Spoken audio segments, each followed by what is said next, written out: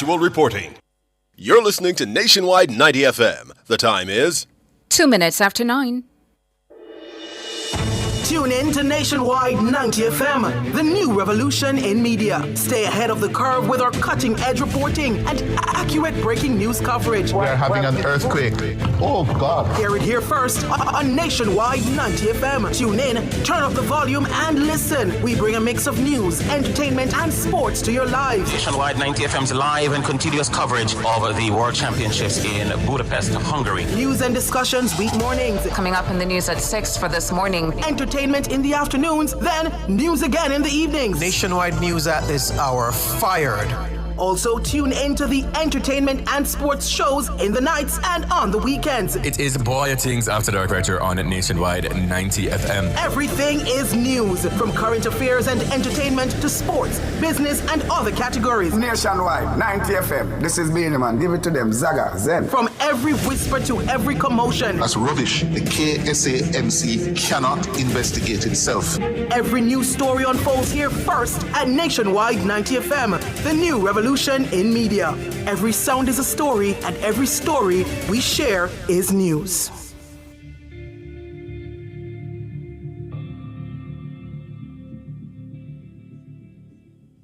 You're inside the Consumer Hour.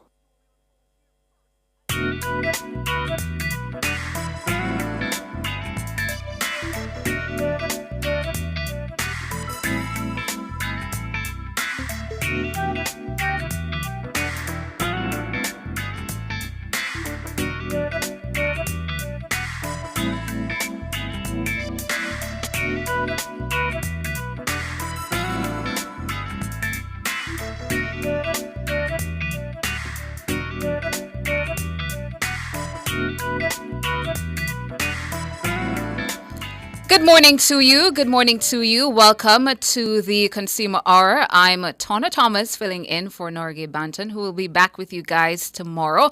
A very good morning to you, wherever you are in the world, joining us from this morning. Good morning. A special good morning to our peeps on YouTube, tuning in at Nationwide 90 FM Live 2.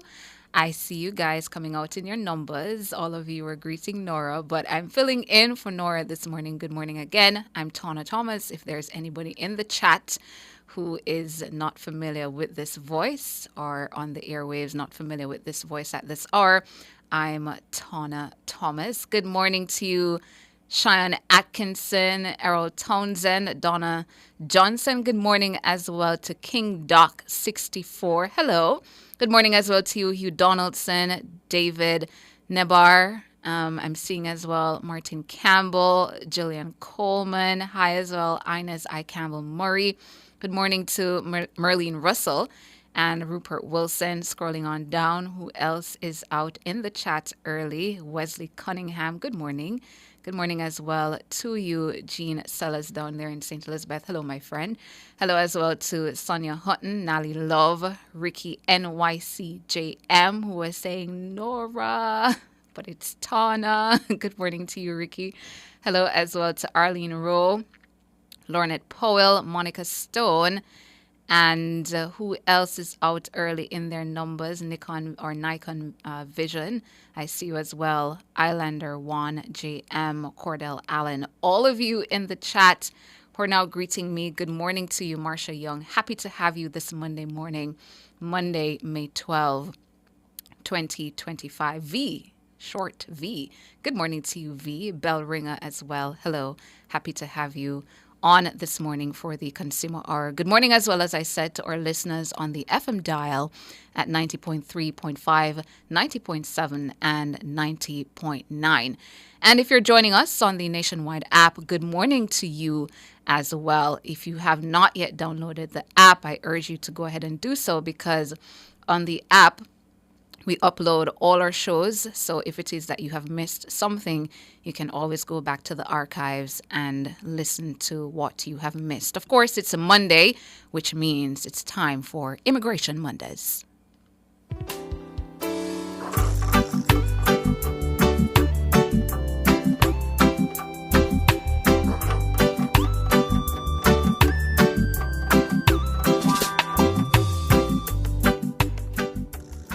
As always, we have joining us U.S. Immigration Attorney Opal Lee and Canadian Immigration Consultant Nadine Mahabir. They're here to share valuable insights on U.S. and Canadian immigration matters. And of course, we'll be taking your questions on YouTube as well as taking your calls on the phone lines. Welcome, ladies. Good morning. Good morning, Tony. Good morning, Miss Lee. And of course, good morning to our wonderful listeners and viewers. Belated Happy Mother's Day. I second Oh, that. yes. Good morning, Tona. Good morning, Nadine. Good morning to our wonderful and loyal listeners and viewers. Happy Monday and happy belated Mother's Day. Happy Monday to you both as well, ladies. So, any updates on immigration policies from the United States and Canada? First, Opal, then to Nadine. Sure, Tana. So I think everybody has been seeing that $1,000 that the Trump administration, well, Trump just signed an executive order offering $1,000 to undocumented immigrants who dare to go ahead and leave, meaning to self-deport. Of course, they say it is going to be safe and voluntary. I'm skeptic as an immigration attorney, but I have to warn those people who are tempted to go ahead and take that offer.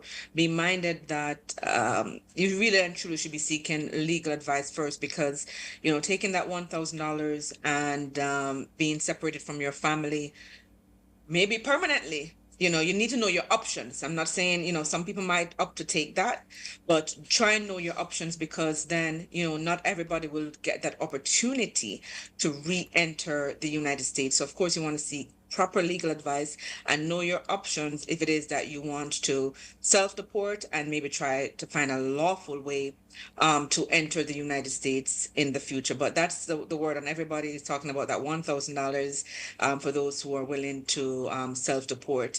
The other thing that I think I need to mention is that a lot of people have filed, for example, VAWA, or U visas. VAWA is where that, you might be married to a U.S. citizen, or a permanent resident, and you're being abused, and you can go ahead and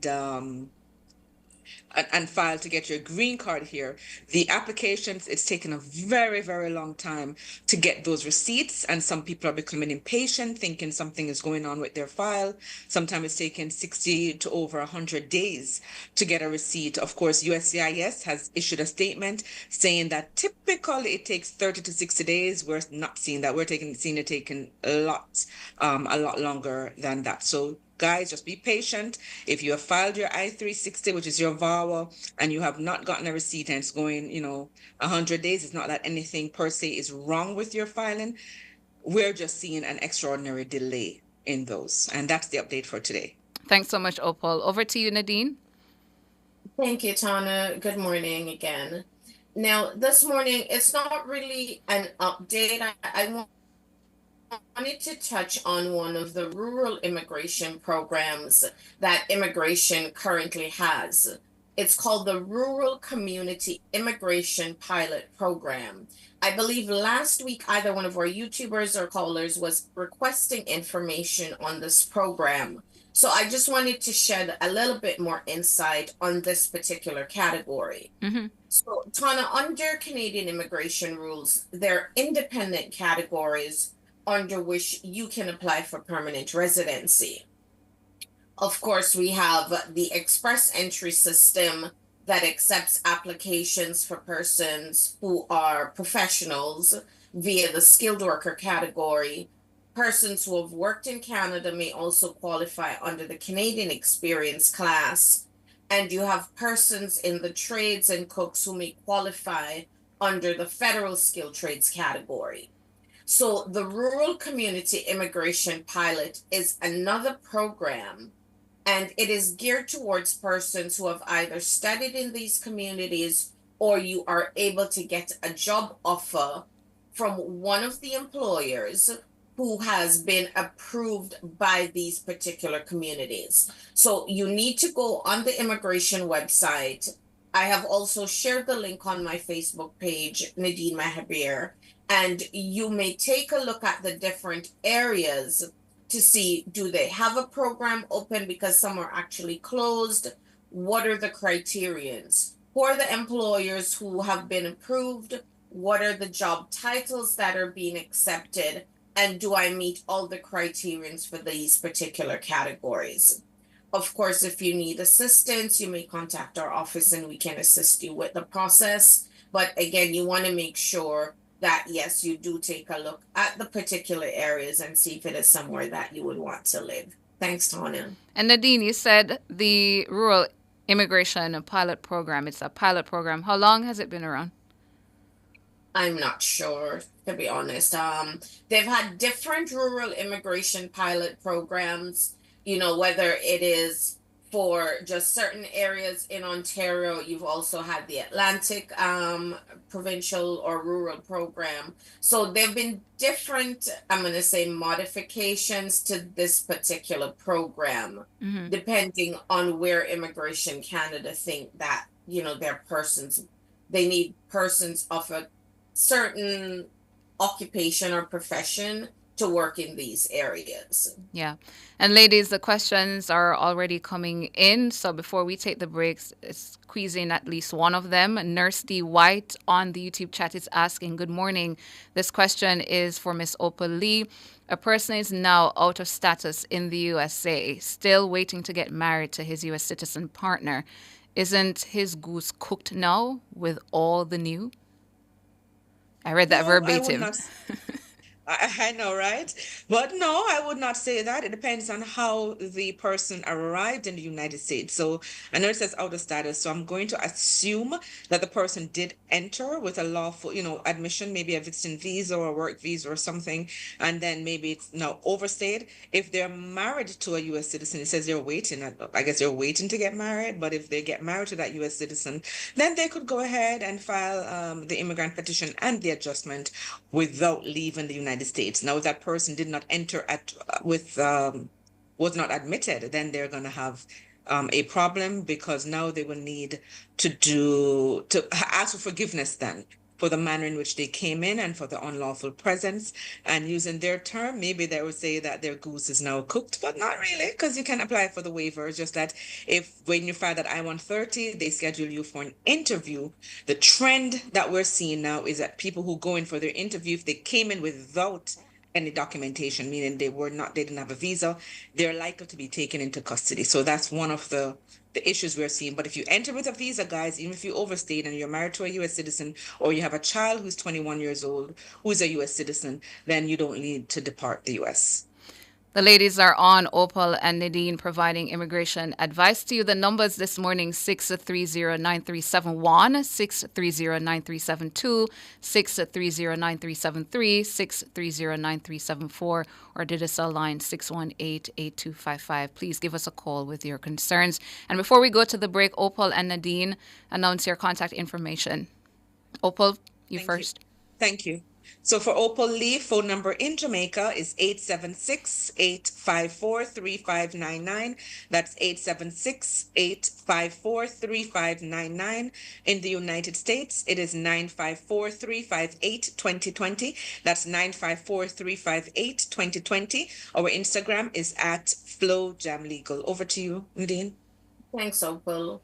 For Nadine Mehabir, our contact number in Jamaica, it is 876-754-4391. That's 876-754-4391.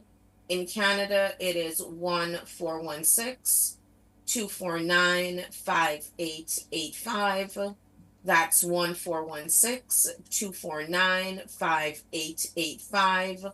Our email address is info@cdnintl.com. Thanks, Tana. All right. So you're tuned in to Immigration Mondays here on the Consumer Hour. Going to take a break and come back with more.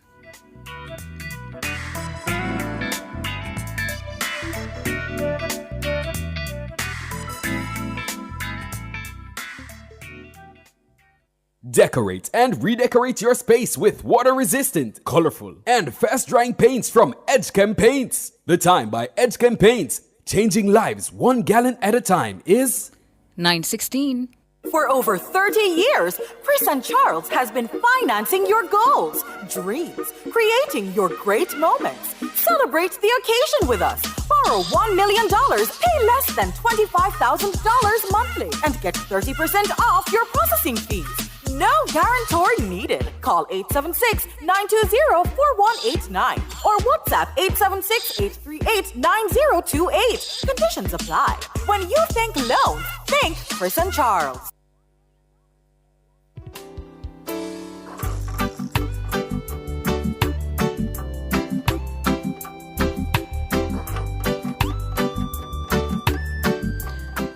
Welcome back to the Consumer Hour. I'm Tona Thomas filling in for Norgay Banton, who will be back with you tomorrow. Of course, it is Immigration Mondays. On the line, U.S. Immigration Attorney Opal Lee and Canadian Immigration Consultant Nadine Mahabir, who they're both waiting to take your calls. I do see some more questions, queries in the YouTube chat. And this one is for you, Nadine. William Wilson is asking, good morning. How long does it take to get a super visa for parents? My daughter is a citizen in Canada, and she has been putting in our paperwork from last year, August. Hi, good morning. I know visitors' visas were taken roughly about 5 or 6 months. When I checked last week, it was taking 30 days. For the super visa, I will need to double check and let you know in a few minutes, Tana. But just to confirm, it's a super visa application that was submitted and not an application for a sponsorship. If they can just confirm that, yes, it is a super visa. Thanks, Tana, and I'll get you their answer in a few minutes. Okay, William, so you need to give us that confirmation so I can pass on that information to Nadine. Then Lulu Wells, also for you, Nadine. Lulu Wells says, hi, Nadine. If someone has a sibling who got a visiting visa and did not come back, is it a problem for another sibling to get a Canadian visiting visa? And the person says the person's parents, they're sending them an invitation. Okay, so I'm assuming then that their parents live in Canada. Mm-hmm. I'm going to say, Tana, it depends on the applicant's ties to Jamaica. So your job letter information, how long have you been working at your job? What do you do? What is your salary like? Your assets in Jamaica, property, motor vehicle documents. Are you married or in a common law relationship? Do you have children? So pretty much you're looking, the High Commissioner or the visa officer is looking at all of your ties to Jamaica. Have you traveled to other countries? Do you have another visa? How long did you stay in these countries? So these are all things that I believe will be used to assess your application. I don't think that because your sister came and overstayed, that should definitely affect your application. Charlie Juliet here in the YouTube chat is asking, good morning. This one is for you, Opal. What is the average time taken for processing of citizenship? My son applied last October, but to date have not heard anything. It says pending when he checks. Okay, yeah, it's usually taking about 8 months to a year for citizenship application, even though it's a standard. It all depends on what state you're into. Here in Florida, I'm seeing clients going to their interview or being approved or processed even within 4 or 5 months. So it all depends, but typically it's between 8 months to a year. And I guess this answers this question as well, but you can let me know, Opal. Stephen Taylor asking, good morning. How far along is, well, perhaps not, how far along is the U.S. in the filing process? Well, it depends. It all depends on what category that person is in. Remember, we have sibling filing, we have parents filing for minor children, parents filing for adult children, parents filing for children who are married. So it all depends on who is filing for who. That's just too broad a question. Mm-hmm. So, Stephen Taylor, maybe you want to narrow your question so that Opal will be able to answer your queries better. But just in case, Opal, for those who have missed out on the update you gave earlier about that $1,000, that $1,000 announcement from the U.S. president, I saw a lot of interest in the YouTube chat about it. But for those who are just joining, as well as those in Radioland, if you could just repeat that information. Sure thing, Tana. So President Trump has announced or has signed an executive order where he's given $1,000 to undocumented immigrants who leave voluntarily. Of course, they are also warning of steep fines and detention. I've seen some colleagues saying that their clients have gotten bills for $1,800,000, 1.8 million, right? $1,800,000 and so on for people who are in the United States after they've been order removed. So what they've been doing is giving you a bill for each day that you stay past the time that you were order removed. But going back to that $1,000, they're offering $1,000 if you're willing to go to the airport, self-deport. But I have to warn you though, please, before you do that, it might seem like, okay, I want that $1,000. But if you ever plan on returning to the United States, especially if you have family members, you really need to know your option because you very well might be barred from returning to the United States.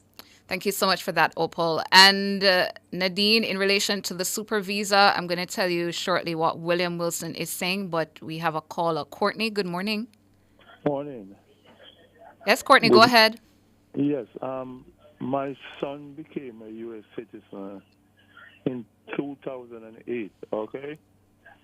However, he had a child in Jamaica previously. And his son was under 10 years old. Courtney? Yes, I'm here. You're listening to your radio, so that's why it's... Okay. Yes, so you need to turn down your radio all the way down. Okay. And then give that information to Opal. Yes. Yes. I'm saying my grandson, he was under 10 years old when his father became a citizen. So my question is the grandson entitled to U.S. citizenship?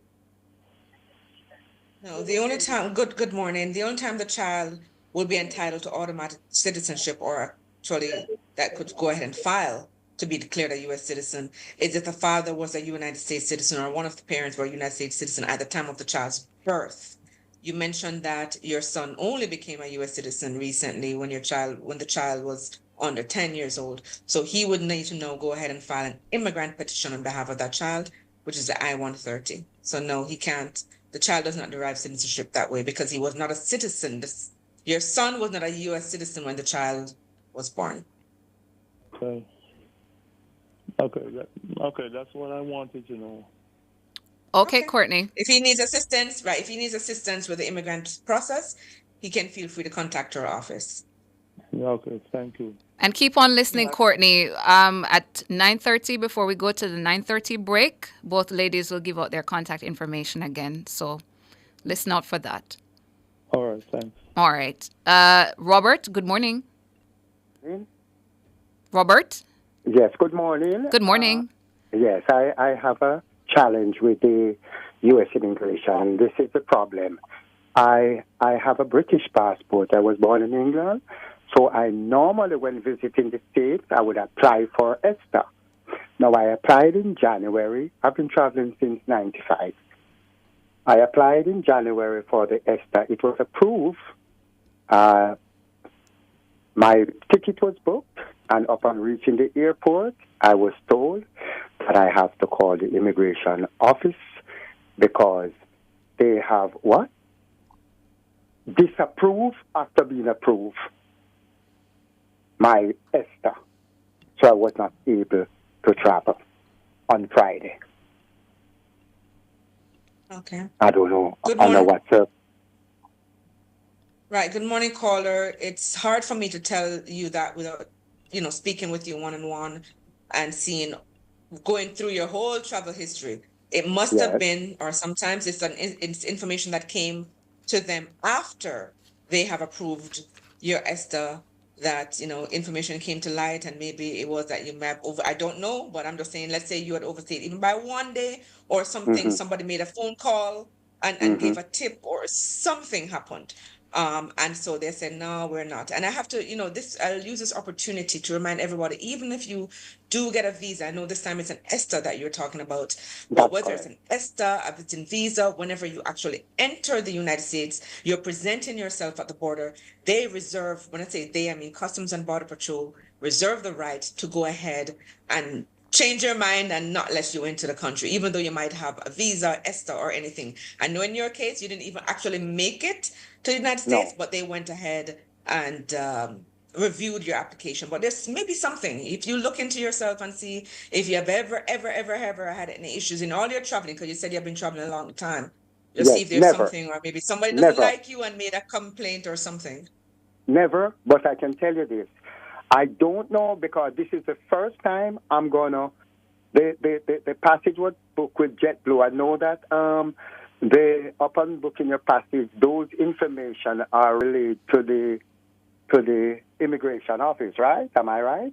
Right. Okay. So this time round, the length of stay would have been 5 months. I don't know if that's the problem because I was planning to stay with my son for some time who's in the military. That could be a problem because you're not allowed, that you can't be booking for 5 months. Okay. This is That's the a first big time problem. You ever, should and I'm never just do being that. straight up. Just Yeah, straight up. that could definitely Never be the been turned problem. down, so I'm wondering if it's that. And if that's the case, what do I do at this point? Because I don't know, because once you've been denied, my ticket is in what they call a hold on JetBlue account, something to that effect. right? That's something you have to sort out with JetBlue to see if they JetBlue, will give yes. you a refund, right? Or if you had done one of those non-cancel, where you non-refundable tickets, then you might have an issue. But that's something you have to sort out with the airline company. But that's a big mistake you made, sir, by booking that ticket for a 5 months on ESTA. That's a big mistake, and they may not even fix this. They may never ever be able to get that again. They may tell you have to apply for a visa. That was what I was told. Okay, so you have to apply for a visa and they will look at your situation. But trying to come to the United States for 5 months, that's a red flag in their books because that's telling them that nothing is going. Maybe you're close to retirement, but in trying to come to the United States for 5 whole months, that's telling them that nothing is going on for you back in your home country because you have too much time on your hands to be coming to the US for 5 whole months. They're wanting to know, what are you going to be doing for 5 months?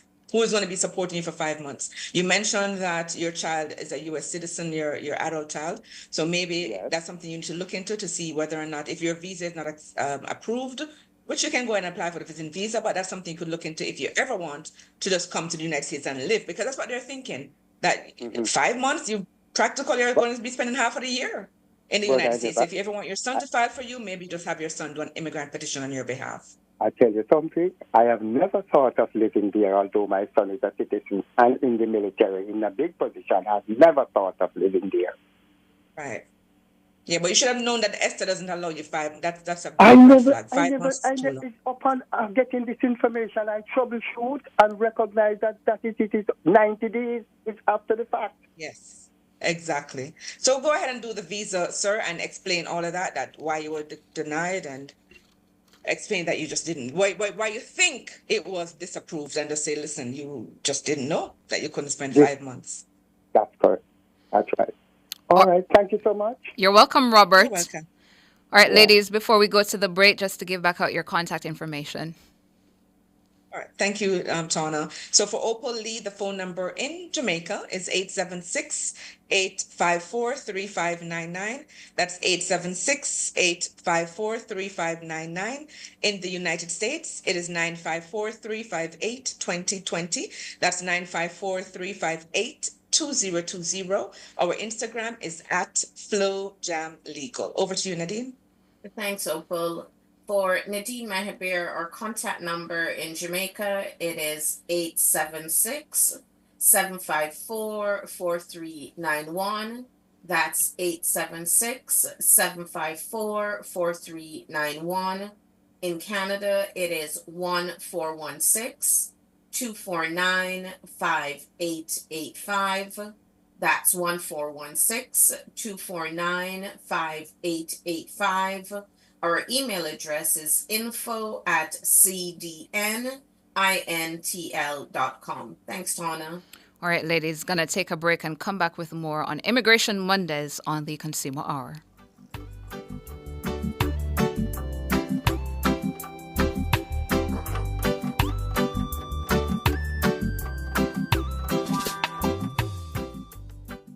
Spectrum Insurance Brokers provides quality insurance coverage and risk management services. The time by Spectrum Insurance Brokers Limited, setting the industry standards, is 9:31. Who shops at Creative Building Finishes? You, the homeowner who creates luxurious spaces with our floor and wall tiles. The contractor and builder who are convinced that our ceramic tiles are right for the job. The architect and designer who make dreams come true with our wood look and porcelain tiles. Superior customer service, knowledgeable staff, inviting showroom, and you get where this is going, right? Shop 5 Red Hills Road or call 876-929-5553. Get tiles, get Creative Building Finishes. Blenza Skincare is celebrating 30 years of excellence. That's right, 30 years of glowing skin and trusted care. Our services include customized facials tailored to your unique skin, electrolysis and laser hair removal, tattoo removal, EM sculpt for face and body contouring, and safe and effective wart removal. Call us at 876-667-7002 or WhatsApp us at 876-505-4296 to book your appointment today. Blenza Skincare, 30 years of beauty, confidence, and results.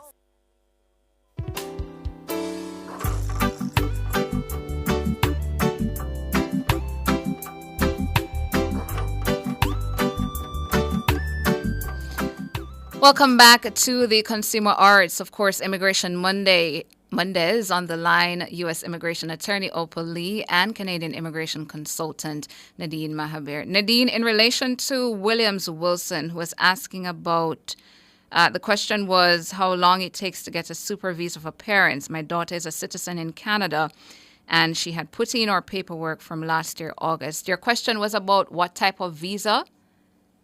No, I wanted to confirm that it was the super visa, Yes. not a sponsorship. Yes, Williams says it is a super visa. Okay, so the super visa on the immigration website right now, it's saying 69 days. So I'm not sure why their application is taking so long. I would recommend, William, that your daughter submits an online inquiry via the IRCC web form. So you can just do a Google search for IRCC web form and just send a reminder email to Immigration Canada that she's been waiting since last year for your application to be processed. Okay. And Sylvia Corley is asking, good morning, ladies. This is for Miss Lee. The person with a green card filed for, can a person with a green card file for a person in the USA? No, there's no visa. Well, if the person's in the US already, the beneficiary, the visa number, the visa categories are not current right now. So no, the two things, and that's a very important question. Two things to note. If the petitioner is a green card holder, the visa number must be available to you at the time that the adjustment application is submitted, and you must not have any overstay or unlawful presence or any inadmissibility at all. So if the person had entered with a visiting visa, for example, even if they spend 1 day overstay, they cannot adjust. Even if you're married to a green card holders, you will not be able to adjust. Must be in lawful status, and a visa number must be available to you. A common question here. Both of you can answer this one. Dago Hansen is asking, good morning to you, Dago, is asking the lawyers, both of you, if you're renewing your visa, do you have to go in-house for that? A very common question. People ask, if I'm renewing, do I have to go in for an interview, or can that be waived? Usually it will be waived for the US, but President Trump has now stated that everybody, or the administration, everybody must now go in. Of course, it's up to the US embassy, the US consulate, whether or not they decide to waive any person from coming in. Mm-hmm. What's the situation for Canada, Nadine? For Canada, Tona, you normally submit your application online, and unless I'm going to say, unless the High Commission has reasons to want to interview you, normally you don't have an interview for applications. I'm going to say we don't really do a renewal for Canada. It's a new application that you're submitting online. Don't take it for granted that because you've had a visa, you've traveled, you don't need to resub or to submit a new job letter and other supporting documents. I always tell clients with every application, you want to make sure you submit your most current and updated information. And Arlene Rowe is asking Opal, when a citizen files for his son who is under 18 years old, does he get automatic citizenship when he arrives in the U.S.? And this YouTuber Arlene Rowe wants to know so that she can inform her granddaughter because her son came at age 7. So the question, Right. So you if the citizen files for his son who is under 18 years old, does he get automatic citizenship when he arrives in the U.S.? correct. The child will be considered a citizen if that child is under 18 at the time the child migrates and is, intent to reside with a parent. Yes. Here's a interesting one, Nadine. Shaunath here on the YouTube chat is saying, my friend applied for a Canadian visa, but the email he used, he doesn't remember. How can he now, get updates about his application? That's a good one. I think they probably may have to go on the website and look up how to get some technical support, because that has more to do with the technical support of their online account. Because Tana, when you submit an application, you have to create an online account on the immigration website. And if you've forgotten your email address, I'm not even sure. You're probably going to have to create a new email address and I guess send the information to them. So that's more of a technical support question that they'll need to go on the immigration website and submit a technical support inquiry. Okay. Marcia Brown is asking, I arrived in the U.S. on my immigrant visa from March. I paid for the green card from January. I still have not received my green card. So if you could address this one, Opal. Yeah, it's not uncommon, but that's going on 4 months now. It sometimes can take up to 6 months or even longer. I've seen where they have not sent off the green card. Just so that person know, they could contact USCIS just to see, hey, make sure that they have the correct address to see, and also to see if they could get a receipt to show if it was in fact mailed out to them. But just so you know, if you entered with an immigrant visa, and you were and your admission was endorsed, that in and of itself is proof of your permanent residence. So you're able to travel with that. You're able to go get a work. You should be able to go get your social security. So that's the reason why they give it normally good for 1 year, because they're saying that it could take up to 1 year for them to mail the physical green card to you. So nothing to be alarmed about, because you're still a permanent resident. So you could still work, travel, and do everything as you could do with that, because you're still a permanent resident. But you can go ahead and contact USCIS or just check to give them a little bit nudge, and more importantly, to make sure that they have not in fact mailed out the green card to you and it has gotten lost or something. Jovan Taylor is asking, how far along is the U.S. in relation to green card holder filings for minors? All right, so green card holders filing for minor children, they're currently at January 2022. So it's still about a 3-year wait time. All right. And Tammy is asking, my mom wants my stepdad, which is her husband, to visit her in the U.S. He's 80. Would he need to be accompanied if granted the visa, or what does she need to do to assist him getting to the USA? Oh, well, that's a personal issue. I mean, if you think the person is not able to travel on his or her own, then maybe you want to make suitable accommodations. Some airlines you can have, maybe have them a wheelchair assistance or something. But if the person is 80 years old and you think that they might have some issues, especially with traveling to the United States for the first time, because it could be a daunting task, I would recommend having a family member travel with that elder person. Right. Miss Sunshine is asking, good morning, Opal. Is it true that Jamaicans, visa holders in bracket, are only allowed 30 days visit to the U.S.? That is absolutely false. That's fake news. That's not true. When you're entering the United States, you will get that I-94, or it will be put in the system, and it will tell you. Usually, you get about 6 months. Not everybody will get 6 months, but at the time when you enter the United States, the Customs and Border Patrol will tell you how much time. And very important, please, guys, even if they do give you 6 months, do not stay for 6 months. I think it's a trick. It's a test, because if you're going to be spending 6 months in the United States, I don't know how it works for Canada, but that's very well telling them that you have nothing going on for you in your home country, or which employer is going to be giving you 6 months off or something. So even if they give you 6 months, do not, I repeat, do not use 6 months. You shouldn't even be going there for 4 or 5 months in the first place. Mm-hmm. You want to chime in on that one, Nadine? Well, The I Canadian agree. context. I definitely agree with Opa. Like, unless you're a parent, and I'm going to say probably a parent who has retired, I don't think you should be planning to come to Canada for more than a month, actually. Because normally most persons are, either you're working for a company or you're self-employed.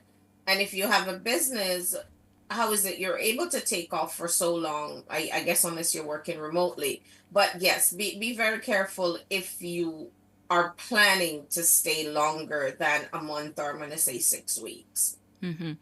Frandy is asking, what's the average replacement time for a green card that was lost? Biometrics appointment was completed December 2024 for Opal. Oh, yes, that could take even up to 2 years to get that I-90 processed.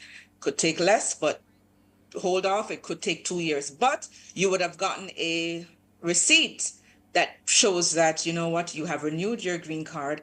And same thing, you're able to work, travel as you would with a normal physical green card.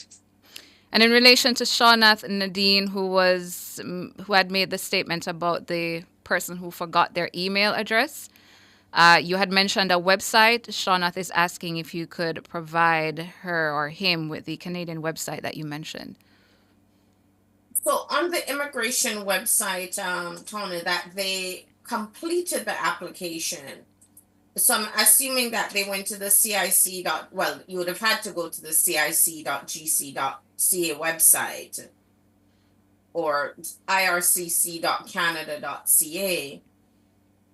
And when, I don't know if they used the portal or if it was a GC key login that they used.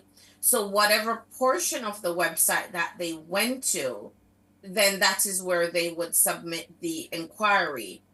Otherwise, submit an IRCC and web form. As I mentioned earlier, it's IRCC web form. Do a Google search for that and send a message and see whether, I'm hoping, Tana, that the person has at least their file number and their client ID number, or at least some type of communication from immigration regarding their application.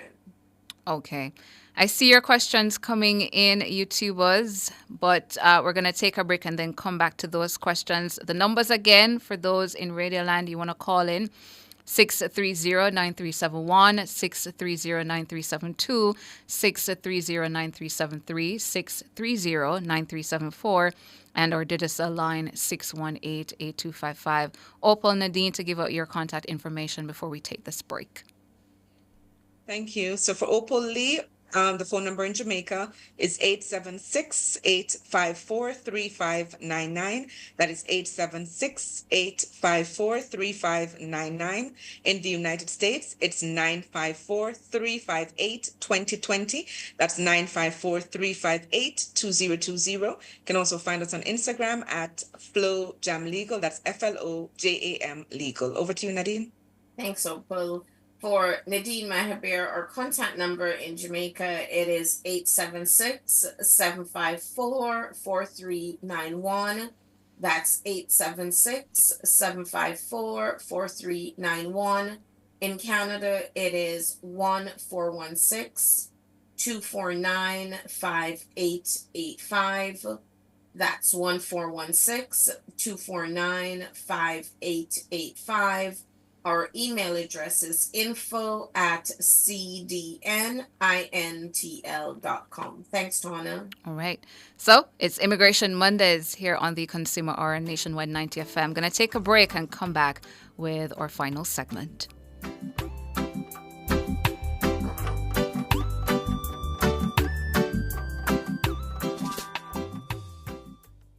Fill all your prescriptions, get cosmetics and other pharmaceutical items at Mannings Hill Pharmacy, located at 34A Mannings Hill Road, Kingston. Telephone 924-6280. At Mannings Hill Pharmacy, they stock all the hard-to-get medication. The time by Mannings Hill Pharmacy is 9:46. Big news! The Big Bite Food Safety Show now airs on Nationwide 90 FM with your host, Alison Richards, the Food Safety Girl. Join Alison every Tuesday from 1 to 2 p.m. as she serves up expert advice, tips, and insights on everything food safety. Stay informed, stay vigilant, and remember, food safety is everybody's business. Don't miss a bite of the action. Tuesdays at 1 p.m. only on Nationwide 90 FM, the new revolution in media. On the next episode, we're cracking open the truth about coconut water safety.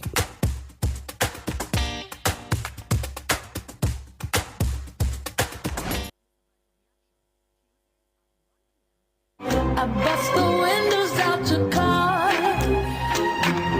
and no, it didn't mend my broken heart. Relationships are like sweet strawberries when everything is going well. The heart is full of love and you're under a spell. But what happens when the love is diminished and the relationship is finished?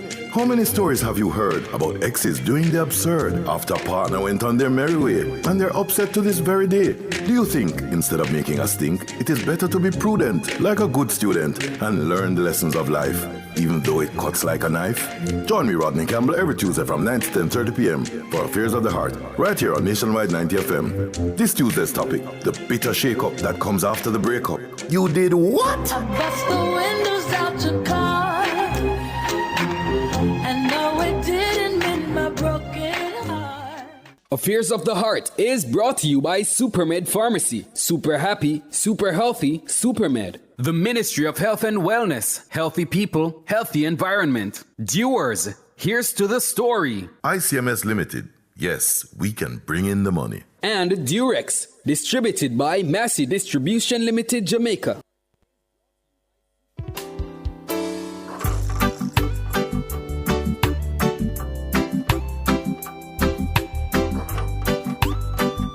Welcome back to the Consumer Hour. We're in the final segment, the final leg of the program. It's Immigration Mondays. On the line, U.S. Immigration Attorney Opal Lee and Canadian Immigration Consultant Nadine Maheber providing information or immigration advice to you. And we are taking your questions.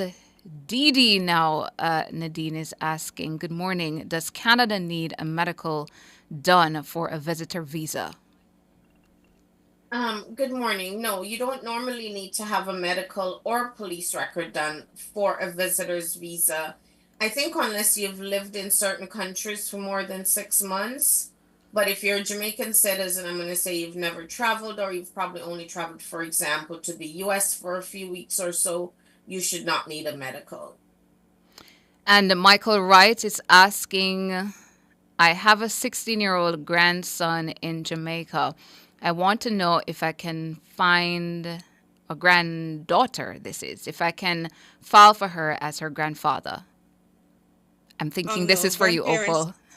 Right, for immigrant petition, grandparents cannot file for grandchildren. They would need to file for the children's mom or dad, and then the grandkid would be a derivative on their parents' application, but no direct filing from a grandparent to a grandchild. Jason Joel is asking, good morning all, question for Opal. I applied for my B1 visa renewal around a week ago, and I haven't received a confirmation email, but I was able to print my "this is not a visa" sheet. Is this normal? It is normal, but,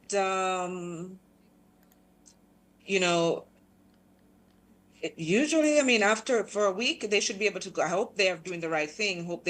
After they have done that, hope they went and actually completed the visa application, and then they have to go there to actually do the scheduling.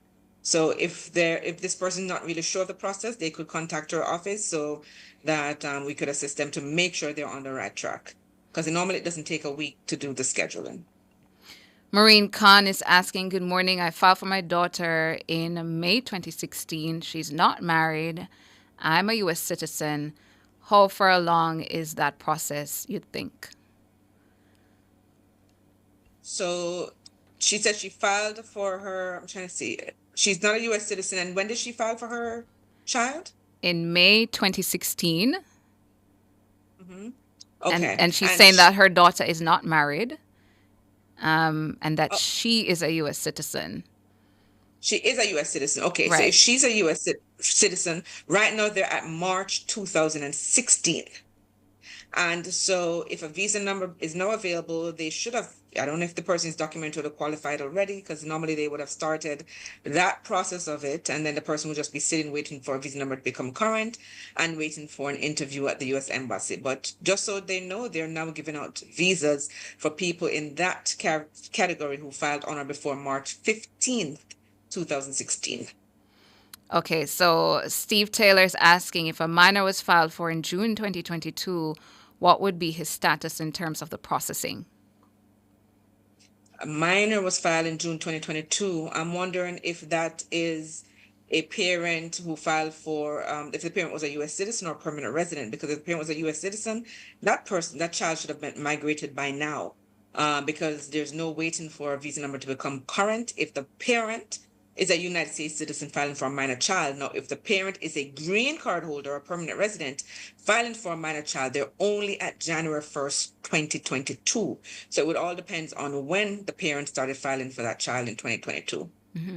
Tammy again with another question. Is it still mandatory for persons to get the vaccine to travel to the USA and Canada? So I'll take your answer first, Opal, and then Nadine on that question.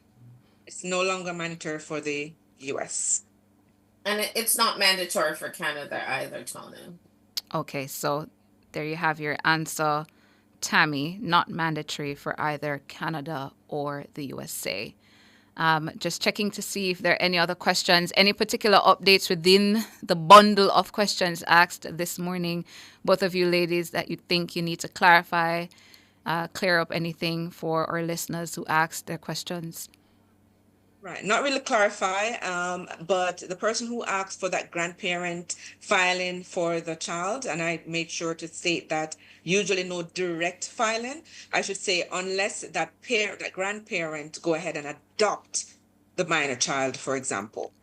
But if not, then they will have to go through filing for the parent, and then the child will be a derivative on the parent's application.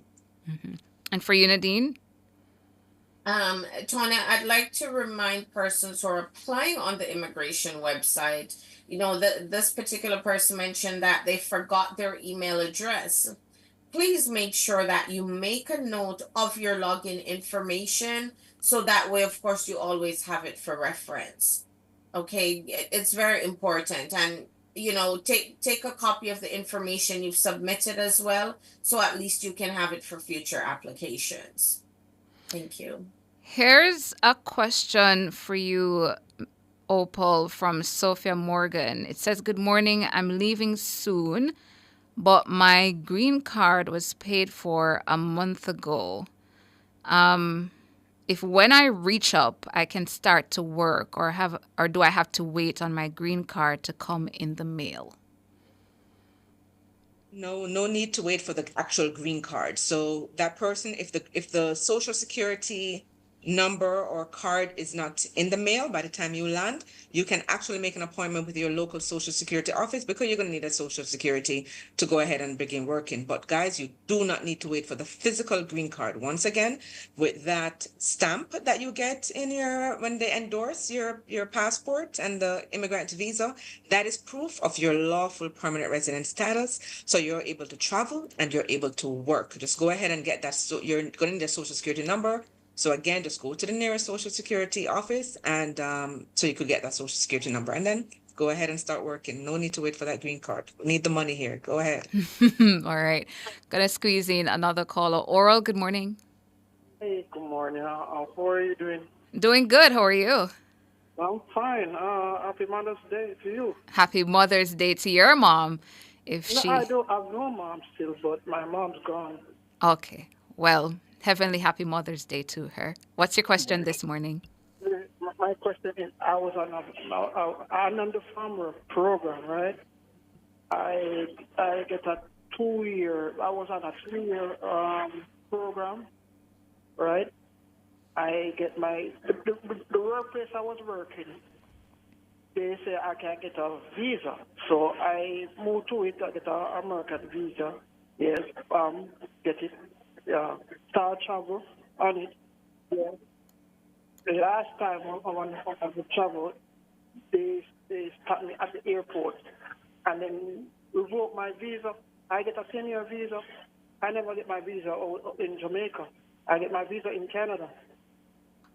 So I wonder if I can get back my visa to go back. Nadine, did you hear Oral clearly on his concerns and able to answer that one?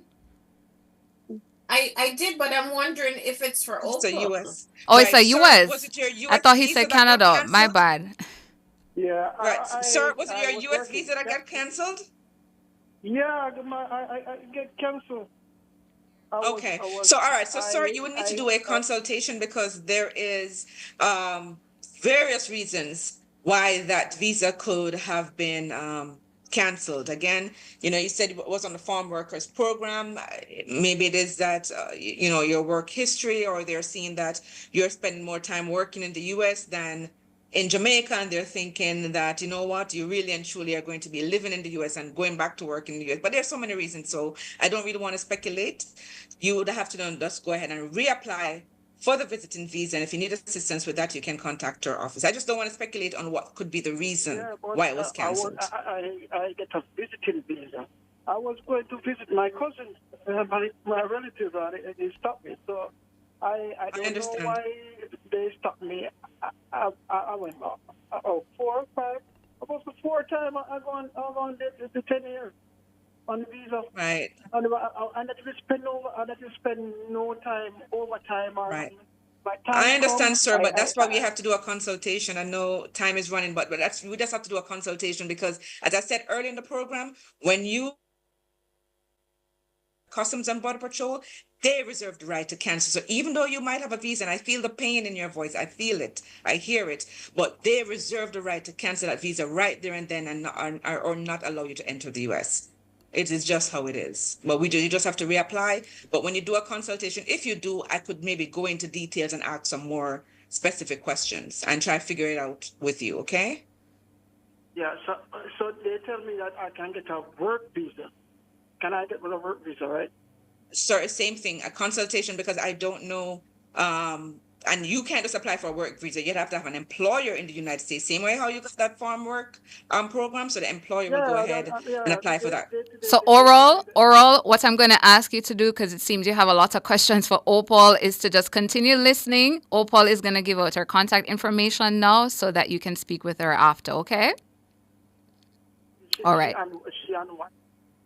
Okay, so as we wrap, ladies, if you could give out your contact information again.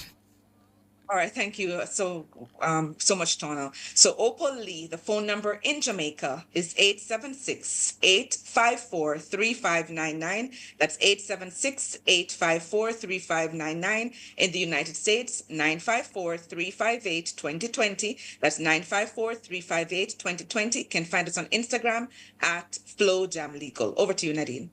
Thanks, Opal. For Nadine Mahabir, our contact numbers 876-754-4391. That's 876-754-4391. In Canada, 1416-249-5885. That's 1416-249-5885. Email is info@cdnintl.com. Thanks, Tona. Have a great week, everyone. Thank you so much, ladies. U.S. Immigration Attorney Opal Lee and Canadian Immigration Consultant Nadine Mahabir. This has been Immigration Mondays on the Consumer Hour. I'm Tona Thomas, and I filled in for Norgay Banton, who will be back with you tomorrow. Good morning.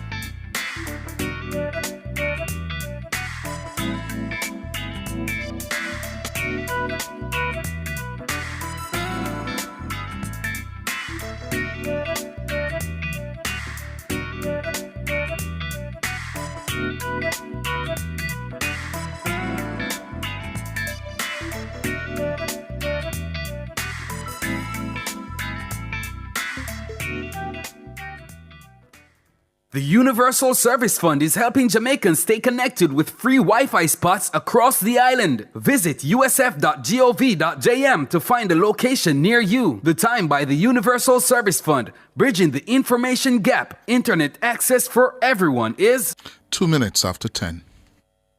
Cliff Hughes Online. Talk radio for all Jamaicans. My hands were steady. My eyes were clear and bright. My walk had purpose, my steps were quick and light, and I held firmly to what I felt was right, like a rock, like a rock. I was strong as I could be, like a rock.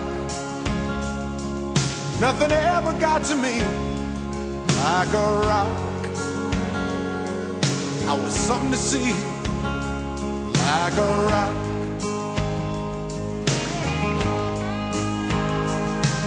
And I stood arrow straight, unencumbered by the weight of all these hustlers and their schemes. I stood proud, I stood tall, high above it all. I still believed in my dreams. Our phone numbers are 630-9371, 630-9372, 630-9373, 630-9374, and 618-8255. Or find us on Facebook at Nationwide News Network and follow us on Twitter at Cliff Nationwide. You can also listen to Cliff Hughes Online live on the World Wide Web at nationwideradiojm.com or via the Nationwide 90 FM app on your mobile phone. Now, here's your host, Cliff Hughes. Good morning. Good morning. Let's get to work. Cliff says, what's on his mind?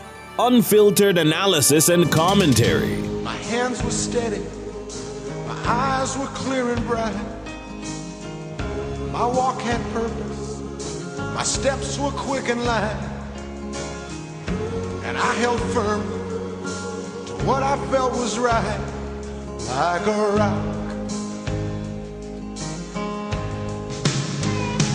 like a rock. I was strong as I could be, like a rock. Nothing ever got to me, like a rock. I was something to see, like a rock. Morning, morning, morning. And it's not a good morning, but I wish you a good day, a better day. This morning, a country, a people are trying to come to terms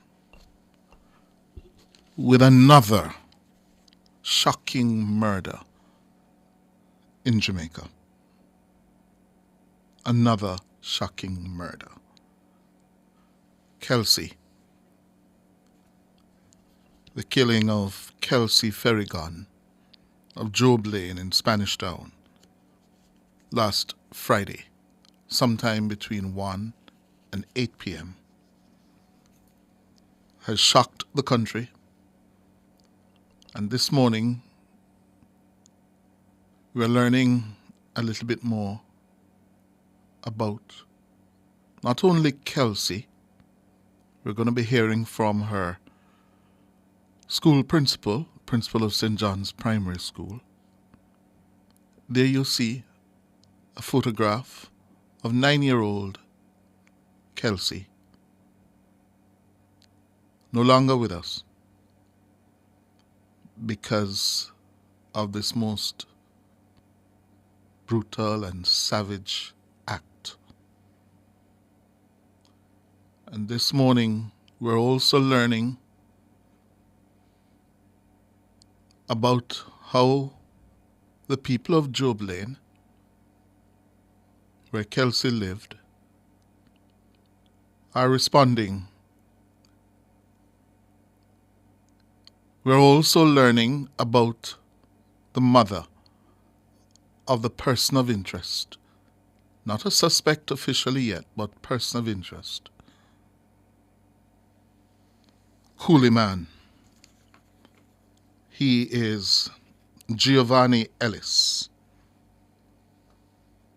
This is the person of interest the police have named, who they really want to speak with urgently. And he's somewhere in Jamaica. He's somewhere in Jamaica at this moment. And wherever he is in Jamaica, he must be made to feel hunted. Nowhere in Jamaica must he be safe. Nowhere in Jamaica. He must be made to understand that it's better and in his best interest that he turns himself into the police. Because, as you will hear in this interview with the woman who gave birth to him, Lurleen Williams, and let me warn you, or reporter, presenter Robian Williams found his mother, Lurleen Williams, this morning and spoke with her. And the interview is tough. Tough to listen to. Because the mother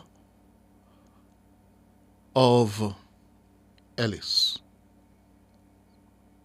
said some things that were hard, especially coming from a mother. Here's that interview that Ruby did with Lurleen Williams this morning in Spanish Town. The thing is, people don't understand and they must say what they want to say and them don't know nothing. Him do not grow with me. So the one who come out of the house, yeah, him and my daughter me grow. The father take him away from my 2-year-old, me left him father. When my 2-year-old, my father came to go court and take him away. It was an abusive relationship and me did make up my mind say me not stay in it. Me leave. Father came to court, take him away. Him not tell him say him came go court and take him from me, you know. Him tell him say me run away. Left him and them. Right? So you never grow him none at all? None at all, not grow him. But what do you think, or why you think some sort, you know you don't have no explanation?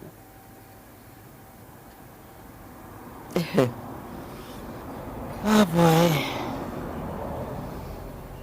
Many are looking to you now. My son was dead at Gregory Park and him cast him for dead my best, one of my best son. I said, that young man was dead kill at Gregory Park cut off his head. That him not talk, him not keep company. Him only, well he did live over there too. And this same boy I met man beat him And I say, all right, left your house, pack up some clothes and come. And he was here with me, but him still go and work over there. And the Saturday morning he go and work, and all me get is a phone call. So then kill him, cut off his head. What kind of person was he? The one who did? No, man, the one who did something like this. To tell you the truth, I can't give much explanation, but I know I'm a good somebody because if he can look for me and tell me, say, me and my mother. I'm my father married to my mother. I'm not nobody to him. He hate me, he cuss me, he tell me some word to me, even can't tell you over the media.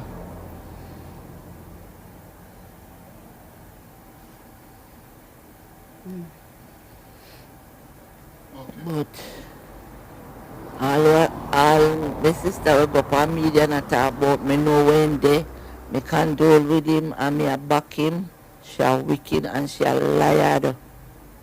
So for the record, you don't know where he is? I don't know when they. Last night me send their Falmouth, them will him a Falmouth beat him under police protection hospital. Me hear for one of the media say, in the Harbour View. So which one should I play? How much place me here say him there? I don't have a clue. Because me and my brother them in here, so I have nothing to do. Alright, stick up in. Whosoever bail him and post bail, if me did love him so much, all the wrongs doing no him do. Me know that bail him. Me know here so him would live. He would not forget people, yeah, don't it? And in a female house, a few yard when that come, if we did condole with it, in ban for this yard over more than 10 years. When do we as family, mother, him uncle them, when do we as family in ban fire so he can come here. So when we see him Friday, the two women then can't tell you come here. I run him out. I say you know if you come here so you know belong here so. Go on where you go and when he step off of the veranda, I don't know which way in turn. If he turn so or in turn so. Because as you can see the yard don't fence round. Because if you go straight down to the back, the back have a little fence, but one gate down there. You understand?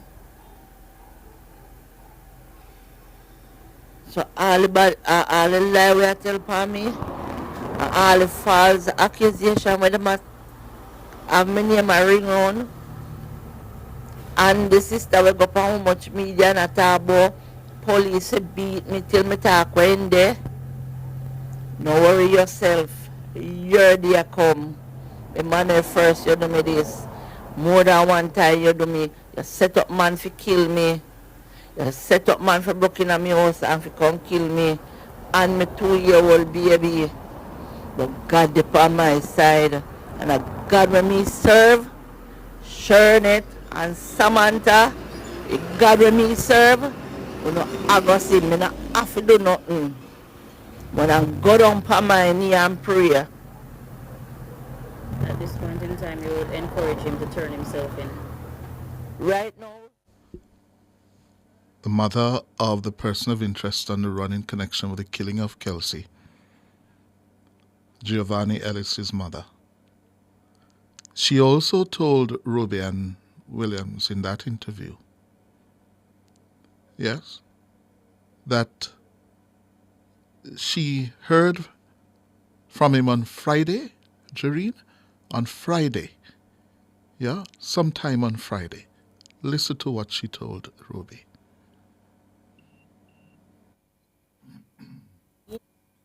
He no call me, kind of phone.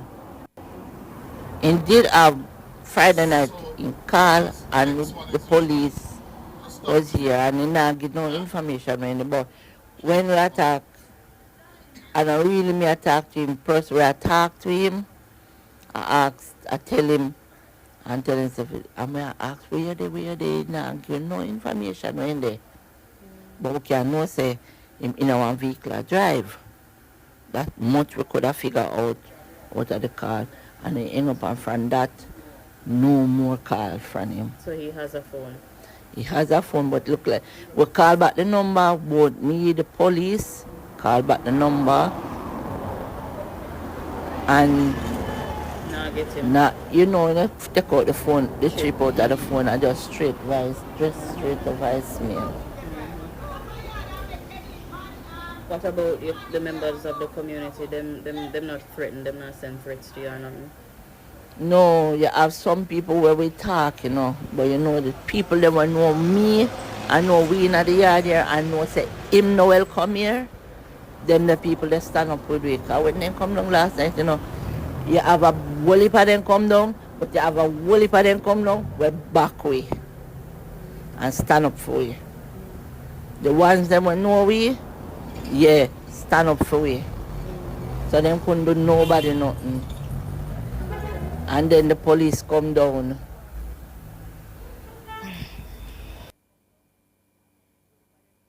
Lurleen Williams. And then she told Ruby what should happen to Giovanni Ellis. We'll get that after the break. Let's go to the break and come back with that. My hands were steady, my eyes were clear and bright. My walk had purpose, my steps were quick and light. And I held firm to what I felt was right, like a rock. Like a rock. I was strong as I could be. The Time brought to you by the Ministry of Science, Energy, Telecommunications and Transport. Fueling growth everywhere is 18 minutes after 10. Since 1995, we've been your go-to source for everything related to billiards, amusement machines, and electronics. With locations at 1A Lindsay Terrace, Kingston 10, and the Village Plaza, Big Bridge, Savannah, Lamar, we offer top-quality pool table parts and accessories, cutting-edge gaming machines, and more. We also specialize in assembly, sales, and service of amusement machines. We provide unmatched customer service, expert solutions, and products tailored to your needs. Who are we? We are Eclipse Enterprise. Telephone 876-960-3891. Yes, me get the last cheese. Taste the beat. Brothers and sisters, at the end of Easter service, we have cheese. Taste the beat. But one day we get no bun and cheese. Taste the beat. Serve, sell me some bun and cheese. Taste the beat. Why, this looking nice with some tasty cheese. Taste the beat. Could I have some cheese, please? Taste the beat. Make we get on real bad with the tasty cheese, boy. Tasty beat with tasty cheese.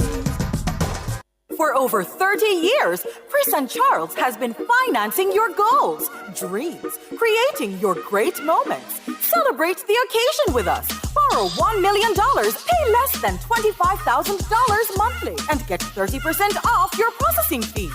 No guarantor needed. Call 876-920-4189 or WhatsApp 876-838-9028. Conditions apply. When you think loans, think Chris & Charles.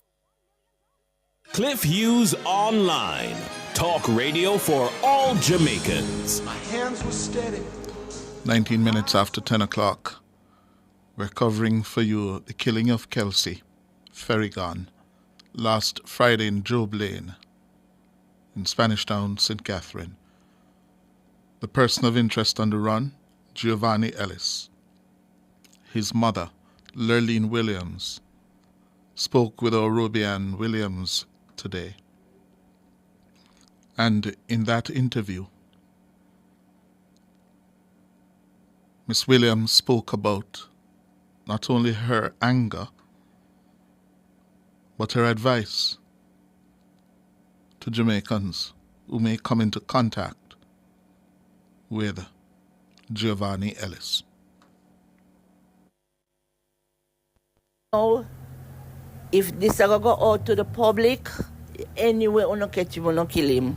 Anybody at all catch him, kill him. The police advising against jungle justice. Really? Me ask the police, say, really, that catch a man like that and carry me for damn taxpayers' money? Miss, when me see him, I couldn't recognize him, we and get fat. In a jail in there and get fat. But in there road, fat and look good, so. He might get 3 meals a day, sometimes he even have 1 for the day.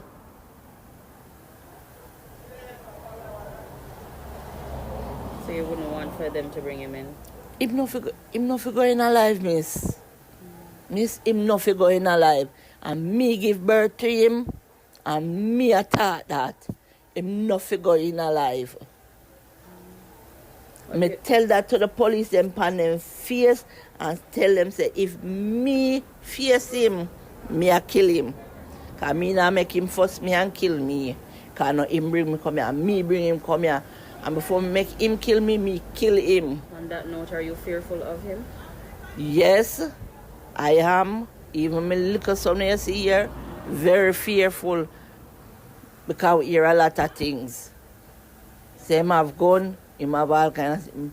We're fearful of that because we not have none, and we not have nobody for back with that way there. Yeah, we only have to depend on the police. Yeah, we're fearful because knife and machete, we can't face gun with knife and machete. Because we still... Wow. A mother. And when you hear that from a mother, you know how bad it is. It is very bad. And she also told us that he had a history, a criminal history. Yeah? Listen to this. To jail. And they live with one girl, and they deal with one girl. The girl have one little girl. He broke up the baby too, and he beat up a girl. So that's what he was in jail for? Yes, because the girl carried the baby, because no him alone, no, she and him did their jail. Because she carried the baby down to the hospital and left the baby and left the baby. This was, what, some years ago? Yes, some years ago, because over 2 years, he's supposed to be in a lockup for. I heard a very sad incident about something that he did to his family member, his own family member. Yes. And he got the time and come out. As in he went to prison? He went to prison.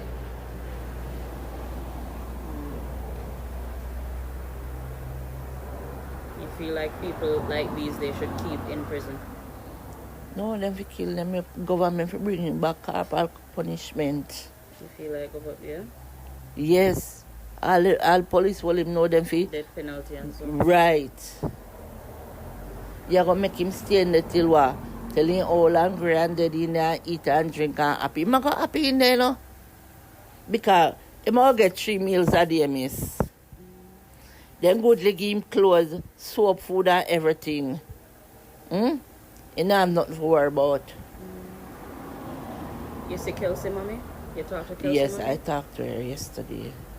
Me and Kelsey, mommy, have no conflicts. We never have no conflicts. No thing. Right? Nothing we never have. We live good. Here, so we live good. So this is definitely... Lurleen Williams there speaking with Robian Williams. And Kelsey Ferrigan was attending St. John's Primary School in Spanish Town. We spoke with the principal there this morning, Mrs. Rosina Slater, to find out a little bit more about Kelsey Ferrigan. Only imagine. Even if you don't even have a 9-year-old, the whole idea of it, the fact that it is a child, a small child, you know, there's so much potential and all of that is just lost unnecessarily. So, all right, for the record, could you state your name, please? The name is Rosina Slater, Vice Principal at St. John's Primary. How do you cope with such a thing that happened? Well, to cope, we rest on each other. We pray because only God knows. So we try to bond together and we try to especially support the children as best as possible because we don't know what their trauma or how they will respond to the trauma of what has happened. But based on what has happened, as the need arise, we seek to sort them out. Right. Okay. This morning, how was the devotion? I understand that she is on the afternoon shift. Well, the devotion was mainly about self and affirming self and for them to remember that they have worth. And the police came and they prayed for them and things like that. But some of the children were hearing for the first time because when the news broke, the school name was not mentioned.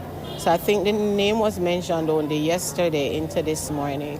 So some of them are just realizing that, hey, this girl I've been hearing about all weekend really belongs to us. So some know her, some live where she lives, some are related to her, even though they are on different shifts. So there are mixed reactions to the news, but most of them are in shock. Hey, really? And that is expected because you're hearing things, but when it comes home to you, it has a different effect. And I think that is, but the teachers are here. We have already planned and know that we are going to have to offer as much support to any child that needs it. And we also have our guidance counselor. So I asked the teacher that if any child is experiencing any undue stress, to just have them come down. Mrs. Rosina Slater, the principal there at the primary school, St. John's Primary, where 9-year-old Kelsey Ferrigon was a student. Yeah. The story and the tragedy of what took place last Friday in Job Lane has us all concerned and in various stages of emotions, you know. The Observer yesterday in its editorial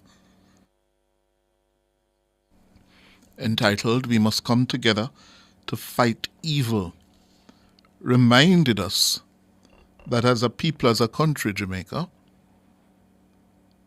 unfortunately, we have been down this road too many times. Just 2 years ago, the nation was shocked by the gruesome murder of 8-year-old Danielle Rowe, who was abducted from school and her throat slashed. Last December, the woman responsible for that heinous act was sentenced to life in prison.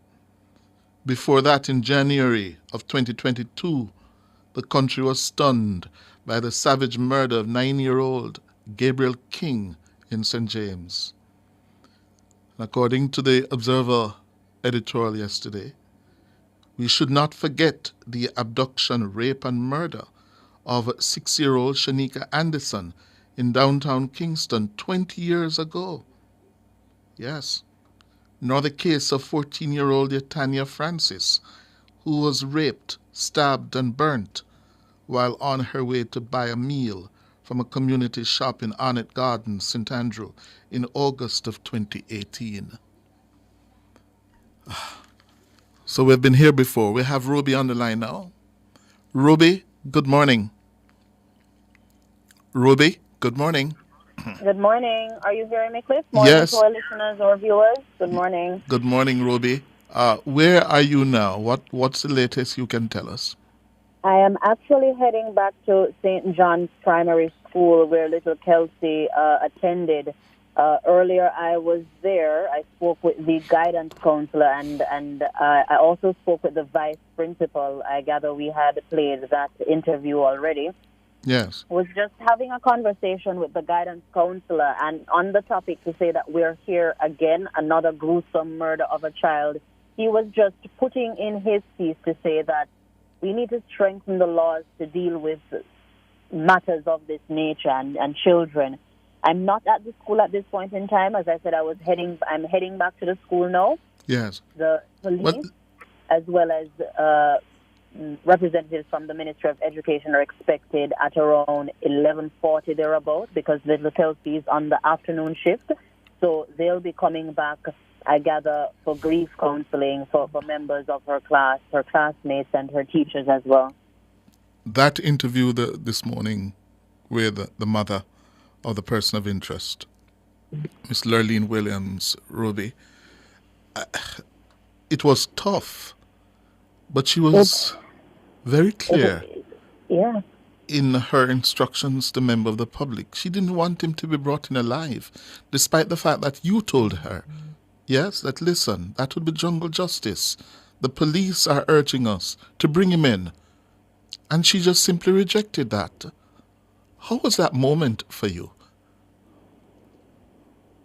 It was understandable, because upon hearing that he is a repeat offender and he actually did something of this nature to one of his own family members, I believe that his mother and maybe his family members, his relatives, have come to terms as to what he is and the things that he has done in the past. It has contributed to this moment. It was understandable where she's coming from. I hasten to say that she is also fearful.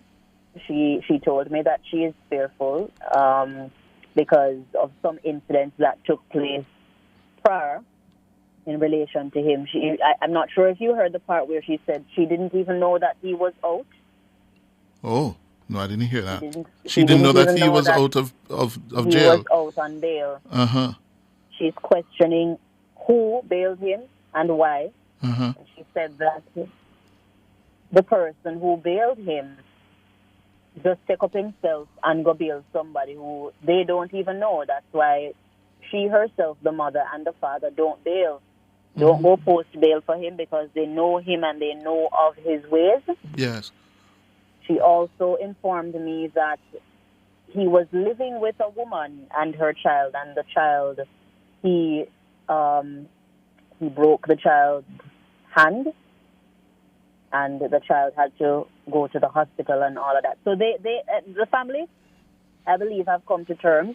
Mm-hmm. In the interview I did, she also alluded to some relatives who are saying that she knows the whereabouts of him, and she has... Ruby? Oh, we lost Ruby in the middle of that. It's quite a morning, yeah. Ruby spoke with Lurleen Williams, the mother of the person of interest in this matter, Giovanni Ellis, and on her way back now to the school, the primary school, St. John's Primary, where she was a student. We're trying to get back Ruby on the line, yeah, to find out a little bit more on this developing story, because she did say to Ruby in that interview this morning that there are a lot of people in the community who know that she and members of her family would have no part or lot of Ellis. They know that they're good people, and those who may want to attack them, yes, are being told no by a lot of members of the community in Job Lane. And, this is what we've got to watch. The police have been vigilant, she says, in protecting them. Yeah? But, okay. It doesn't seem as if we're going to get back Ruby for the moment. We're going to go to a break, and after the break, we're going to turn to some other developments. My eyes were clear and bright. My walk had purpose. My steps were quick and light. And I held firm to What I felt was right, like a rock. Eclipse Enterprise is your go-to source for billiards, amusement machines, and electronics. Telephone 876-960-3891. The temperature by Eclipse Enterprise is 32 degrees Celsius in capital city Kingston, 30 in the western city of Montego Bay. Don't fall victim to deepfakes. Watch out. Protect yourself. What is the For more on TV? information, visit broadcastingcommission.org or Here, scan baby. the QR code on screen. Deepfake. No deepfake can't catch me. Junior, you know say AI can make something will look and sound just like you? One day Junior get a voice note from her granny. Say the food done, the medication done, and she need money urgently. Need money urgently. But Miss Pat no like ask people for things. And as so comes, Julie get suspicious. So what she do? She asks the neighbor to go check pan her. Junior, the lady quite alright over there make her Sunday dinner. So the voice note a deepfake. Yes, my love. Come, your food ready. Right now it look like we have to outsmart the AI. But wait, I really want dege dumpling you give me. Me I wonder if AI can make one deep fake dumpling for you. To learn more about deepfakes, visit www.broadcastingcommission.org. Want to reduce your high electricity bills? Then Peak Energy has the solution for you. From grid-tied to hybrid solar inverters with full lithium-ion battery pack. Installation and maintenance packages available. Visit us at Shop 1, 3 Mosquito Valley Road, Red Hill, St. Andrew. Call 876-279-8820 or 944-0668. Or email us at peakenergysolutionsja@gmail.com. Peak Energy for everything solar. Cliff Hughes Online. Talk radio for all Jamaicans. My hands were steady, my eyes were clear and bright. My walk had purpose, my steps were quick and light. And I held firm. 22 minutes going up to 11. We're going to turn to an issue that emerged last Friday as well, this time in the Senate, when the leader of opposition business in the upper house, Peter Bunting, accused the government of contributing to delays in the completion of a construction project at Prattville Primary School in South Manchester. Mr. Bunting is the PNP caretaker for South Manchester. He told the Senate last Friday that the contractor on the project has stopped working because the government has not paid him. I drew the attention of the Senate to the plight of the children at Prattville Primary. This was before the hurricane, Beryl, by the way. Water was pouring in through the roof. The structure of the building was rusting away, etc. The electricals were also inundated with water. And you have here, Beryl, of course, displaced the students from the school altogether. You have here that the status of the school is 95% complete.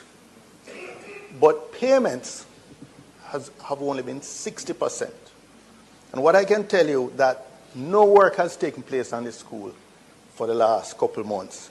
Because, as I understand it, the contractor has not been paid. The ministry is way behind on its payments. Well, Senator Bunting went on to say that the delays are causing severe problems for students and staff across various grades at Prattville Primary. These classrooms were 95% when I visited at the harvest in March, the harvest celebration of the school. 2 months later, we still have the grades 2 to 6 students crammed into the infant department. The students from the infant and grade 1 are still in a church hall. This is almost at the end of the school year. They have been in the church hall for basically the entire school year up to now. They're now contemplating putting those little infants and grade 1 students on remote learning. And as anyone who has had a young child on remote learning, it doesn't work for that age. Senator Peter Bunting in the Senate last Friday. But a man who claims to be the contractor on the project, Carl Robinson, says Senator Bunting's claim is simply false. He joins us now. Good morning, Mr. Robinson. Good morning, Mr. Hughes. How are you? I'm fine, and you? I'm good. Taking it a stride at a time. You are the contractor on record at Prattville Primary? Yes, sir. Yes, sir. What's the name of your company, sir? K&R and Associates. K. Amar? And R. K and and R. Associates. And Good. Associates. And you were enlisted as a contractor as at when? August. In August. We're near the ending of August. August last year? No, go again. What you mean? I enlisted when? When were you employed and given the job of doing the works at Prattville Primary? Okay, ending of August last year. August 2024. Good. Yes. And what's the value of that contract? Somewhere in the 29 million. $29 million. And what were you supposed to do essentially at Prattville? Okay. The roof, it's upstairs, one of those Canadian buildings that structured mostly with metal. Uh-huh. So we were changing the roof, changing some rattening, purling, and quite a few things. Mainly the whole school deteriorated too, I'd say very badly. Mm-hmm. But however, mm-hmm. when the work was given to me and I started stripping the building, first it was in that rainy period where we couldn't even do any work, even though the work was handed over to us. Right? Mm-hmm. When we started stripping the building, we started to realize that there is far more damage to the building than what the building officer could identify. Because they were, as I say, it is a metal building. So without you strip it, you would have not have identified some of the things. Mm-hmm. Okay. Good. So go ahead. Go ahead. So you started work on the building in August of last year, yes? Yes. How much of the work have you completed? Well, I've completed 95%. No. 95%. Yeah, that's the only thing he's correct on. Yeah? Yeah. You're not owed? How much are you owed by the Ministry of Education? Presently, I can't tell you off the top of my head presently. But I have not submitted anything in accounts for payment because we are rich. I want to just complete and just send him a claim. So there's no claim in the ministry from me now. In other words, there's no outstanding claims that are not settled? No. So you have been paid for all the submissions of your bills of quantities have been settled, your costing, those that you have submitted you have been paid for? I have been paid. And that would be up to almost 95% of the work? No, it would up to 95%. But as I say, is that where I'm at, it would make sense in a claim when you are just at 95%. Mm-hmm. You understand? Yes. So I did not submit a claim because, and then there's not I don't have a problem where money is concerned to fund the work that is left. I see. So in other words, the work is continuing? Yes, but what happened, what left of the work cannot be constructed on the compound. You have to be at a shop because what left is joinery work. So we have to be doing it at a shop and take it to install. Oh, so you're doing that off-site, off the compound? Off-site, perfect. Ah. And we're up on the break. Hold it for me, Mr. Robbins. So we're up on a break. Okay. Stay with us, please. Okay. My hands were steady, my eyes were clear and bright. My walk had purpose.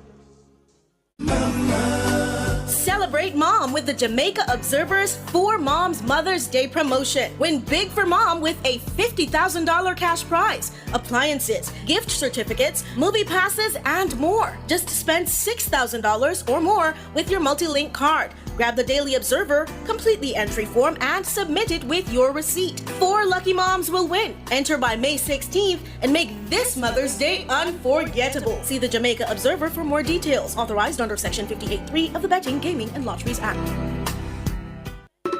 Lace up and get ready for a run to remember through the lush True Juice orchards in Buckwalk. It's the 10th annual True Juice 5K Run Walk, Sunday, June 8, 2025. Let's make this 10th anniversary bigger and better as we raise funds for the Linstead Hospital. It's going to be special with exciting surprises in store. Register now at TrueJuice5K.com. Entry fee only $3,000. Each participant will receive a free 5K t-shirt. Follow at True Juice on Instagram for more details.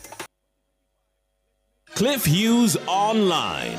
Talk radio for all Jamaicans. My hands were steady, my eyes were clear and bright. Welcome back. We're talking to the principal of K&R Associates Limited, Carl Robinson. K&R and Associates are the contractors on the works being done at Prattville Primary School in South Manchester. And last Friday, this matter was raised in the upper house by the leader of opposition business, Senator Peter Bunting. And by the way, Mr. Bunting is desirous of representing the people of South Manchester in Parliament on behalf of the People's National Party. Mr. Bunting told the Parliament that, listen, the work on the school, yes, 90%, yes, completed, but there are still works to be done, and the work has not been totally completed because the contractor, K&R, have been owed money by the Ministry of Education. Now Mr. Robinson is telling us that not true.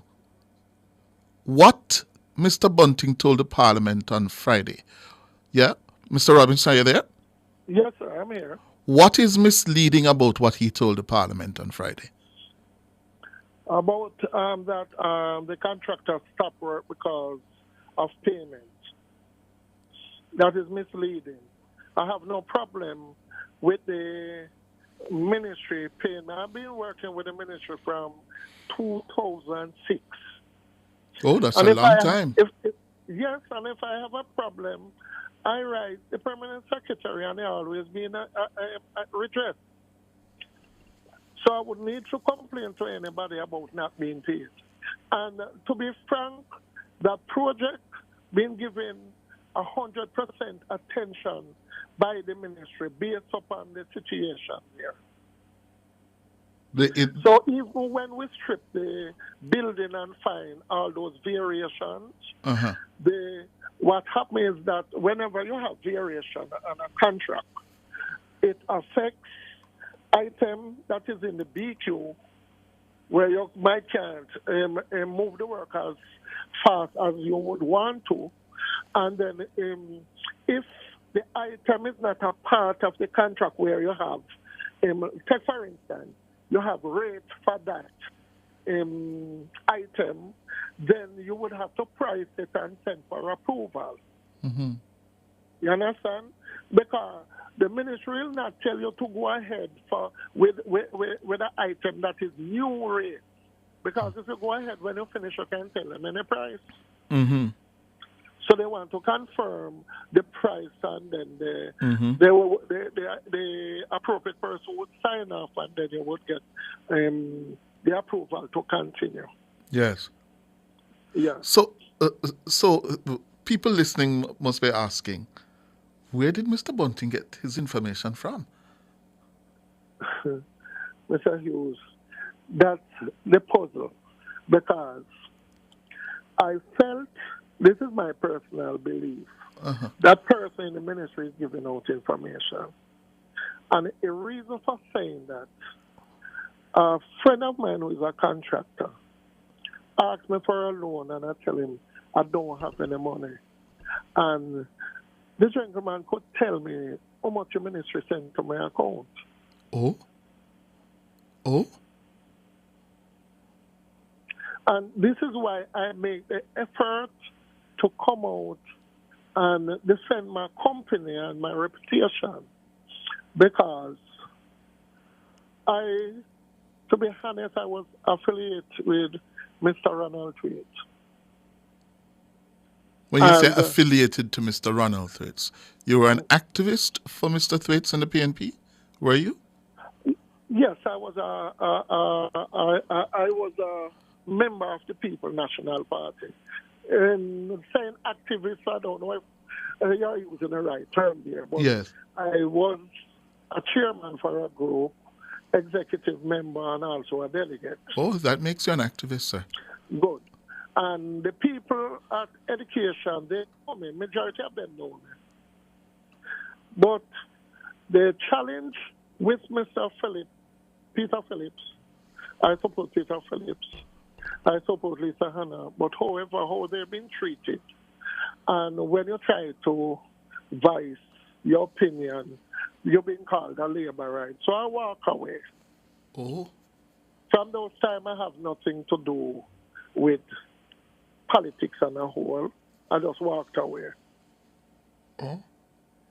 So with him come out to say what he said, it would look, people who know me know that I was a part of the People National Party. They're going to feel that I give that information. To embarrass the government. Exactly. So that's why I make the effort to come out and say, not so, because it's not, there's nothing like that. I don't have a problem working with the ministry. Whenever there's an issue, I can always write and get redress. Oh. Oh. So I have no reason to complain to anybody away from. If there is a problem, I write the ministry and I get redress. So when you heard Mr. Bunting in the Senate on Friday, you were taken aback?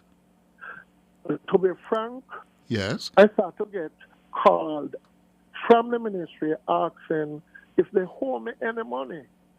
And if I'm the person working on project, if they owe me any money, if I submit any payment that I have not received. Mm-hmm. And I'm saying, no.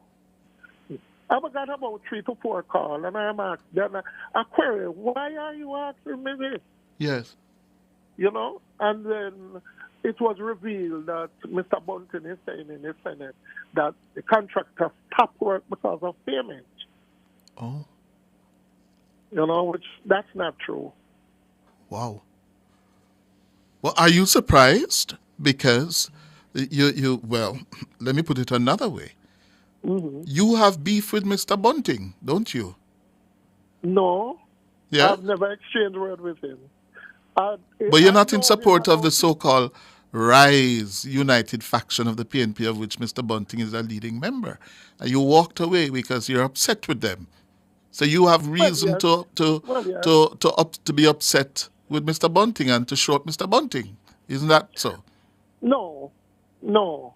I walked away based upon the principles and the way how they do operate. Because within the years being in a party, you always can voice your opinion without being beaten up and call a labor right and things like that. So the party take a new term where I don't think I'm supposed to be a part of that. So I walk away. But saying I have a beef with them, no. Mm. So when did you walk away from the PNP? When Lisa lose. When the challenge between Lisa and Mr. Golden. Yes. And Lisa lose. Walk away. Oh. So here we are this morning, Mr. Robinson. Yes, sir. Prattville is still to be completed. How soon will it be completed? Well, within a week time because we have some problems sourcing some material because the turf that is happening around the world now. Sometimes we do have problem getting materials. So there is time when you have to wait up to 2 weeks to get material because it's not in stock. Uh-huh. So some of those are the problem why the school is still outstanding. And the next thing, last year in the end of the year, we have this heavy weather where you could hardly work. Sometimes you get like 3 or 4 hours out of the day. Yes. Which the ministry understand that because we communicate with problem, so we get extension and things like that. So you're saying to us on this here Monday morning, Monday, May 12th, yes? Yes, sir. That a week from today, Prattville should be completed and returned to the school community? Yes, sir. Yes? Yes, sir. And by completed, what do you mean? Them can go back into them classrooms, the staff can go back to school? All that need now is to be installed. We are doing some movable bays for the school, which we had to do it at the shop, at the workshop. Yes. And they are now complete as presently as talking, where they are being packed in a truck to go down to start install. Because what really transpired is that the movable bays was in the first contract, but the variation caused a delay because we end up doing tile the floor and things like that. We would not get an correct measurement if we should build the base before the tiling. So those cause delays where you have to get certain things out of the way before you can get an accurate measurement so that you can get the work done. Okay. But just before you go, you are disputing what the opposition leader in the Senate said on Friday, that work at the... Go ahead, sir. You are disputing that you have not been paid. That's why the work is not completed. There's no truth in that, sir. No truth in that. No So Mr. truth. Bunting misled the parliament. Yes, sir. Oh. I mean, if he have concern, I think there's other ways and avenue that he could find out. Even we've been constantly in touch with the principal, let you know what's taking place and things like that. So I think they could easily find out what's taking place without have to go in the parliament to bring false information about the contractor. Yes. Yes. Mr. Hughes, I'm coming from a humble beginning. You understand? I work very hard. I'm coming from when I was just registered to NCC as a grade 5, just as a tradesman. Yes. And it takes me years to build myself to where I'm at. What grade are you now? I'm a grade 2 contractor. And the top grade is grade 1. The top grade is grade 1, and I'm a grade So you're just a notch below grade 1. Yes. Yes, sir. Yes, sir. And you would have come into this business and in 2006 during the time of Ronnie Thwaites and the PNP in government. No, I was before, but not registered. Ah, yes. Yes. I can remember time when we usually work even by Ministry of Finance as a tradesman, put up a few doors. Sometimes I have to work out 3 months before I can send in a bill. Because it wouldn't work while sending a bill for $800, $2,000. Yeah, Yes. so I'm coming from far. Yes. Oh. And for just so far one false accusation to really tear me down, I mean, that's not good. Yes. It's hurting your business. Yes. It's going to hurt you. Yeah. Yes. Oh. You know. Well, the ball is now in Mr. Bunting's court. He needs to go back to the Senate and tell the Senate that he somehow got it wrong. Yes? The contractor is saying, listen, that's not true. Yes, I've not been owed, all my submissions have been honored so far. Yeah, and I'm about to complete the work. But Mr. Bunting gave the directly opposite view to the Senate and to the Minister of Education last Friday. And you cannot cannot play politics with people's future. Mm-hmm. Yeah. Carl Robinson of KNR and Associates, thank you very much for joining us, sir. Yes, sir, and thanks for being able to give me the opportunity to say my piece. Yes, and make sure the work done and the people go back and the staff go back to school by Monday morning, Yeah, man, that will be done. Okay, sir. Time. Okay, sir. Good. Thanks much. You're welcome. Time for the break. My hands were steady, my eyes were clear and bright. My walk had purpose. Super healthy, super happy. SuperMed located in Kingston, St. Thomas, Portland, and St. Mary. The time by SuperMed family of pharmacies and Hughes Pharmacy is 2 minutes after 11. Visit Marshall's Pharmacy, Greater Portmore, for all your prescription needs, gifts, personal care, household, and stationery items. The temperature by Marshall's Pharmacy, Greater Portmore is 32 degrees Celsius in capital city Kingston, 30 in the western city of Montego Bay.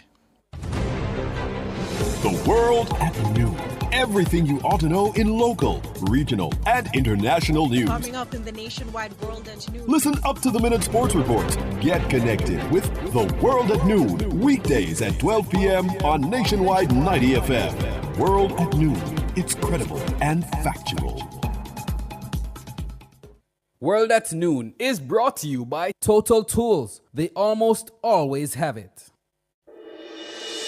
Tune in to Nationwide 90 FM, the new revolution in media. Stay ahead of the curve with our cutting-edge reporting and accurate breaking news coverage. We're having an earthquake. Oh, God. Hear it here first on Nationwide 90 FM. Tune in, turn up the volume, and listen. We bring a mix of news, entertainment, and sports to your lives. Nationwide 90 FM's live and continuous coverage of the World Championships in Budapest, Hungary. News and discussions week mornings. Coming up in the news at 6 for this morning. Entertainment in the afternoons, then news again in the evenings. Nationwide news at this hour, fired. Also, tune in to the entertainment and sports shows in the nights and on the weekends. It is Boy Things After Dark right here on Nationwide 90 FM. Everything is news, from current affairs and entertainment to sports, business, and other categories. Nationwide 90 FM. This is Beanie, give it to them. Zaga, Zen. From every whisper to every commotion. That's rubbish. The KSAMC cannot investigate itself. Every news story unfolds here first at Nationwide 90 FM, the new revolution in media. Every sound is a story, and every story we share is news.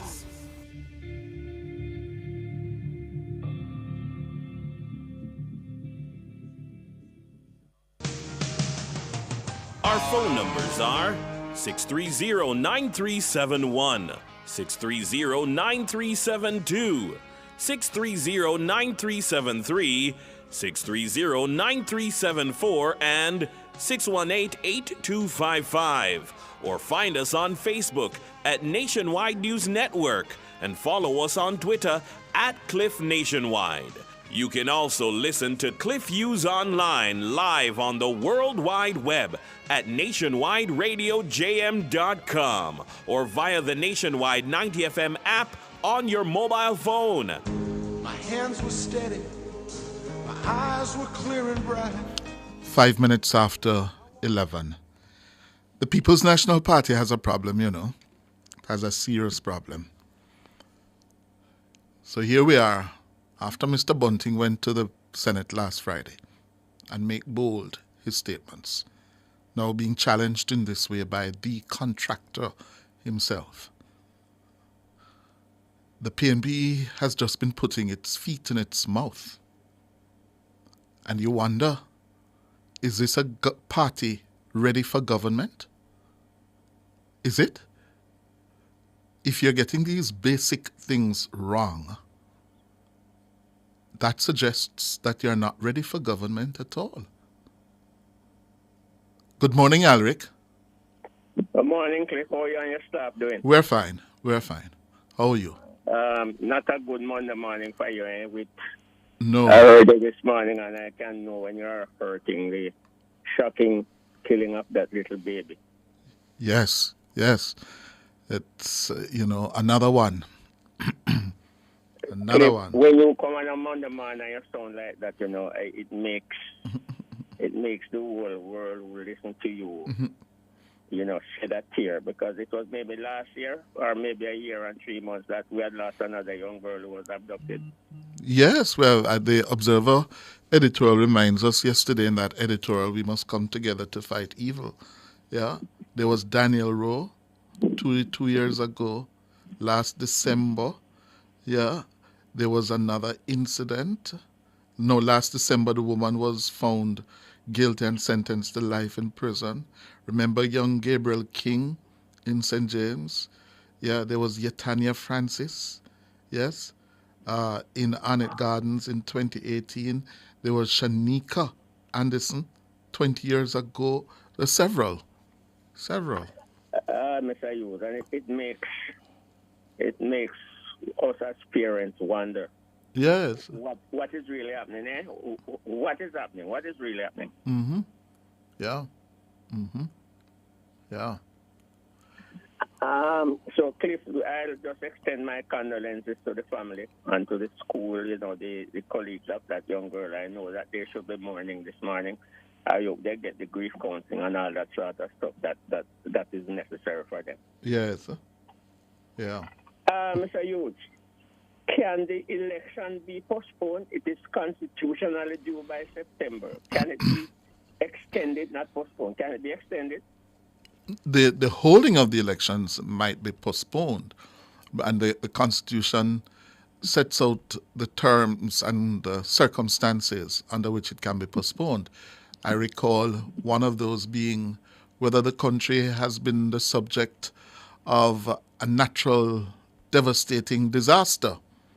If, for example, earthquake come and mash up everything, where it is practically impossible to hold elections, or if a hurricane were to devastate the country, like what we saw in September 1988 with Gilbert. Yes, it can be postponed under those circumstances. What about 2007? Was one delayed in 2007 during the post-system similar regime? Yes, that was delayed for I think about a week or 2 weeks. Yeah, that wasn't a major hurricane. So I think it was delayed for a brief period of time, was it? Yeah, I think so. Mm-hmm. The reason I'm going down that road with you, Mr. Hughes, is because I'm going to touch a little politics, man. I've spoken to you for a while, and I'm listening to all the political pundits. The Jamaica Labour Party is surprising me with naming some of their candidates and dragging their feet. And my friends and I always sit down and have a chat. And Friday afternoon, a group of us were having a chat. The Prime Minister was in my area. And they are dragging their feet on a couple of constituencies. And then over the weekend, I saw an article where you and us were always saying that the Weathervane seat was Clive Green's constituency. But they are now putting Bobby Montague seat in a position and they are saying that he's coming under a little bit of pressure. Mm-hmm. And the Prime Minister is not really naming some of the candidates for some of the seats. So it seems that the JLP is in a spot of bother. Mm-hmm. So what is your question? That's why I asked you, because if they are not ready, they can't call the election, but you just spelled it out to me that it has to be something major. Well, it's clear the JLP has unfinished business to do in at least 3 constituencies we are aware of. Yeah, 1, North Central St. Andrew with Carl Samuda. Is it going to be Carl Samuda or is it going to be Delano Seavright? In Audley Shaw's northeast Manchester, they haven't settled on a candidate yet. And the third one is Mike Henry's Central Clarendon. They haven't settled on a candidate yet. Yes. But all three of those are safe JLP seats. So they're not going to lose they're those. delaying naming and doesn't want to have a lot of people before the election is called and everybody catch the election. I don't know. So we're going to back anybody, you said? I don't know, sir, because there are a lot of different local issues at play and dynamics in the three of them. But what is clear, none of the three is a marginal or competitive seat that could result in a change in where they're going to go on election day. Oh, so Mr. Hughes, they have answered my question literally, because we were saying that because the margin of victory for them has been so big over the years that they don't have to worry that much. Yes. Mm-hmm. To Mr. Monty, the only one I would put a question sign over is Audley Shaw's seat. I don't think that seat is safe JLP. It has been competitively and leans to the JLP, but it is not safe JLP. Audley Shaw has won it for 6-7 consistent general elections because of the strength of his political persona. But it's not a safe JLP seat, Northeast Manchester. The man I had charisma yesterday made that seat for them. He carries it home for the JLP. Anymore, so you're saying that the charisma of a candidate man I had might not be around anymore. He will not be contesting, And two, the other factor you have to bear in mind for Northeast Manchester, the PNP has had a candidate up there who has been there before and has stayed with it, Valentin Wint. Yes? And that must mean something. He has not left it. So Mr. Mandik, you see, the last before I go, it is being reported that he's coming under a bit of pressure from this new candidate and he's struggling a bit. Have you heard anything on the ground? I wouldn't say from this new candidate. Bobby Alric, it's not from this new candidate. Western St. Mary has traditionally been a weather vane seat as well. It tends to swing. It votes with the winning party in elections after elections. Yes? So you'll recall Mr. Montague won it in 2007 and lost it in 2011 and regained it in 2016, 2020. The question is, will he continue to hold it in 2025? If the JLP wins the elections, then he should win because it tends to vote with the winning party. Pretty much like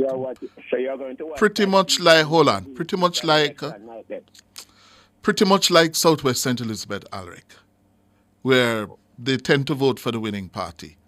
The people of Southwest St. Elizabeth. An election night, More than two. Okay. The last question I was asked, when are you going out back with the poll if people are depending on your poll? Well, I don't know about depending on my poll. There's another pollster in the country, but I know we are out in the field now polling.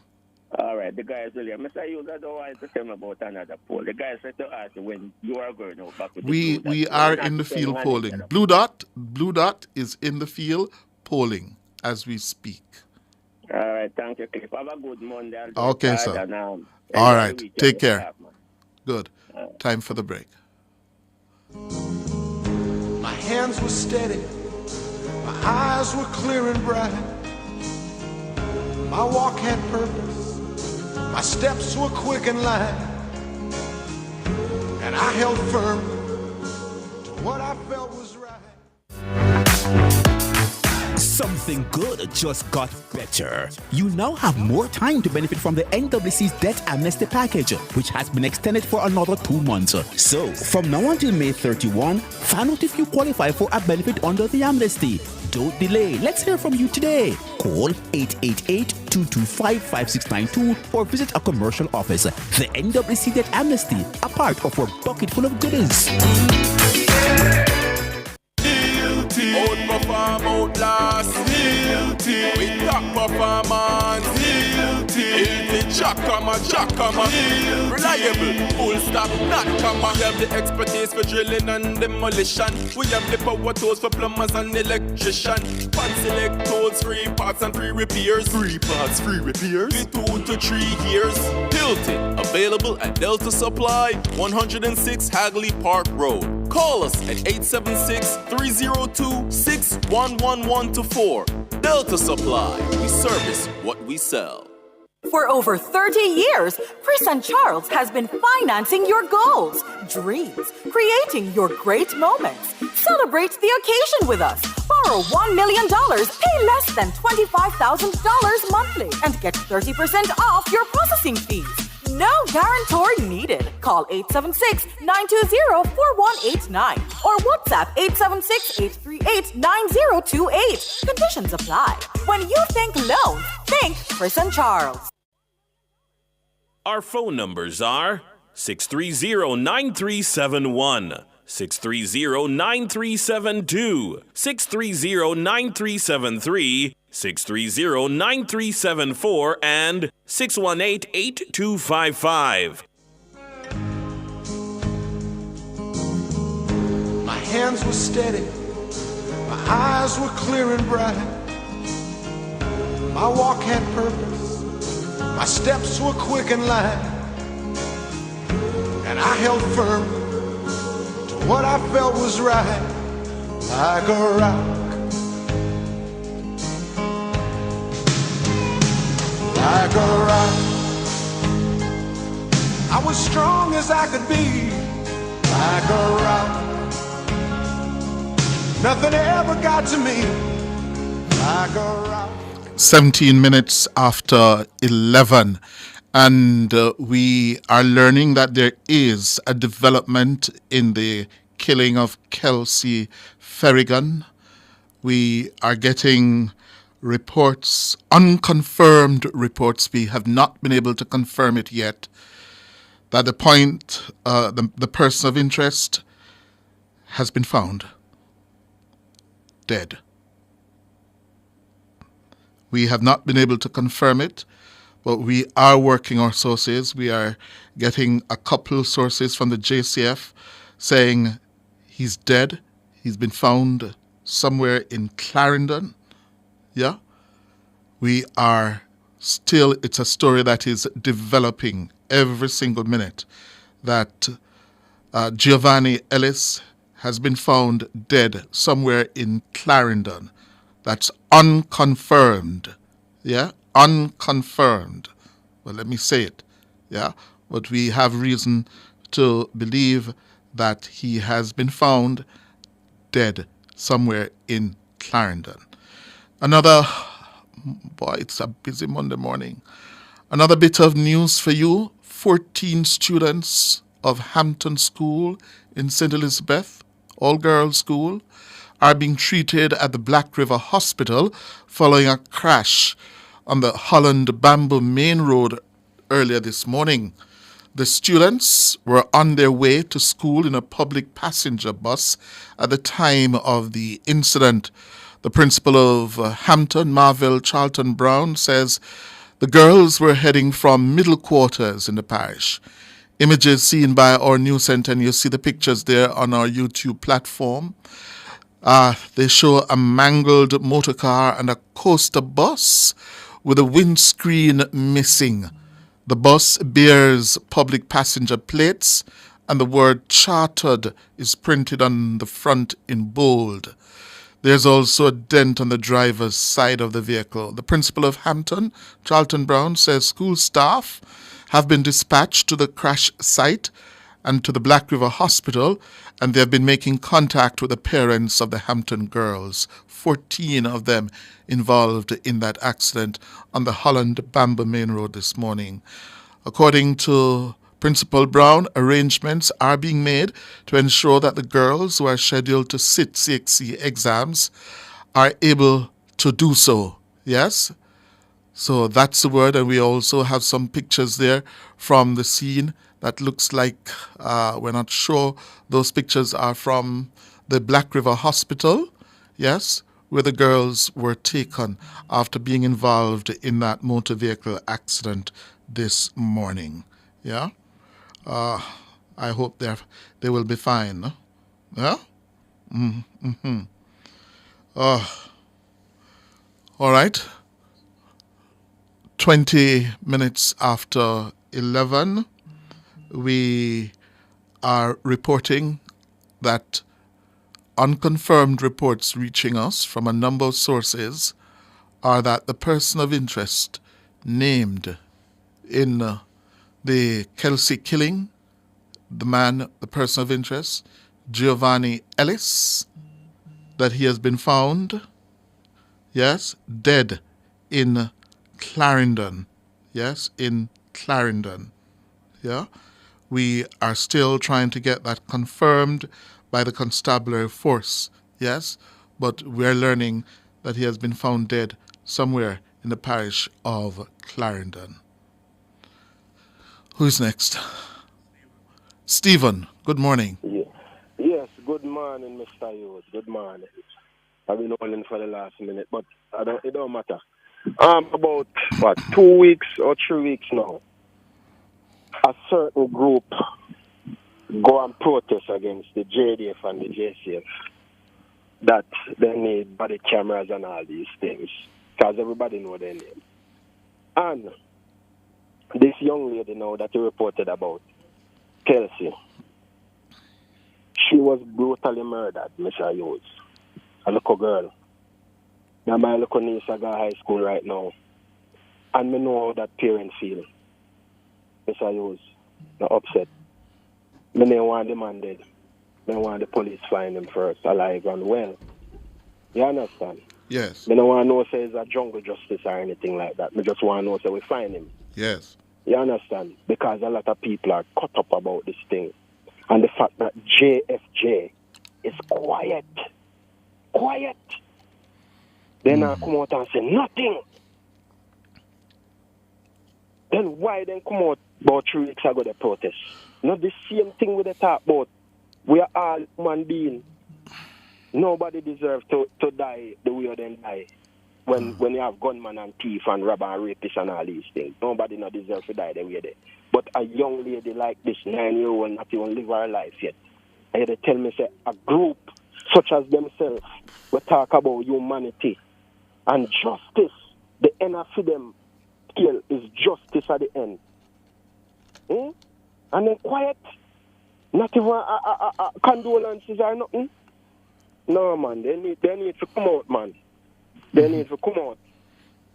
I'm sure everybody in the chat right now, they look and then grieve too. They need to come out. They can't quiet some Mr. Hughes.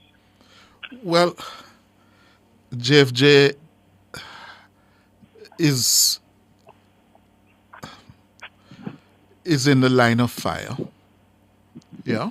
Of course. They are in the line of fire because public sentiments are, even before what happened with Kelsey, the level of criminality in the country has so angered and traumatized people for such a long time.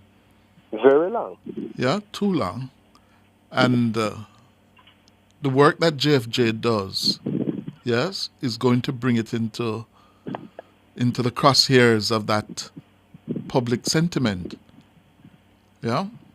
Yeah. And I think the challenge the organization may be facing at this time, how does it stick to its position that its mandate is to focus on those who are victims of state violence and state crimes? Yeah?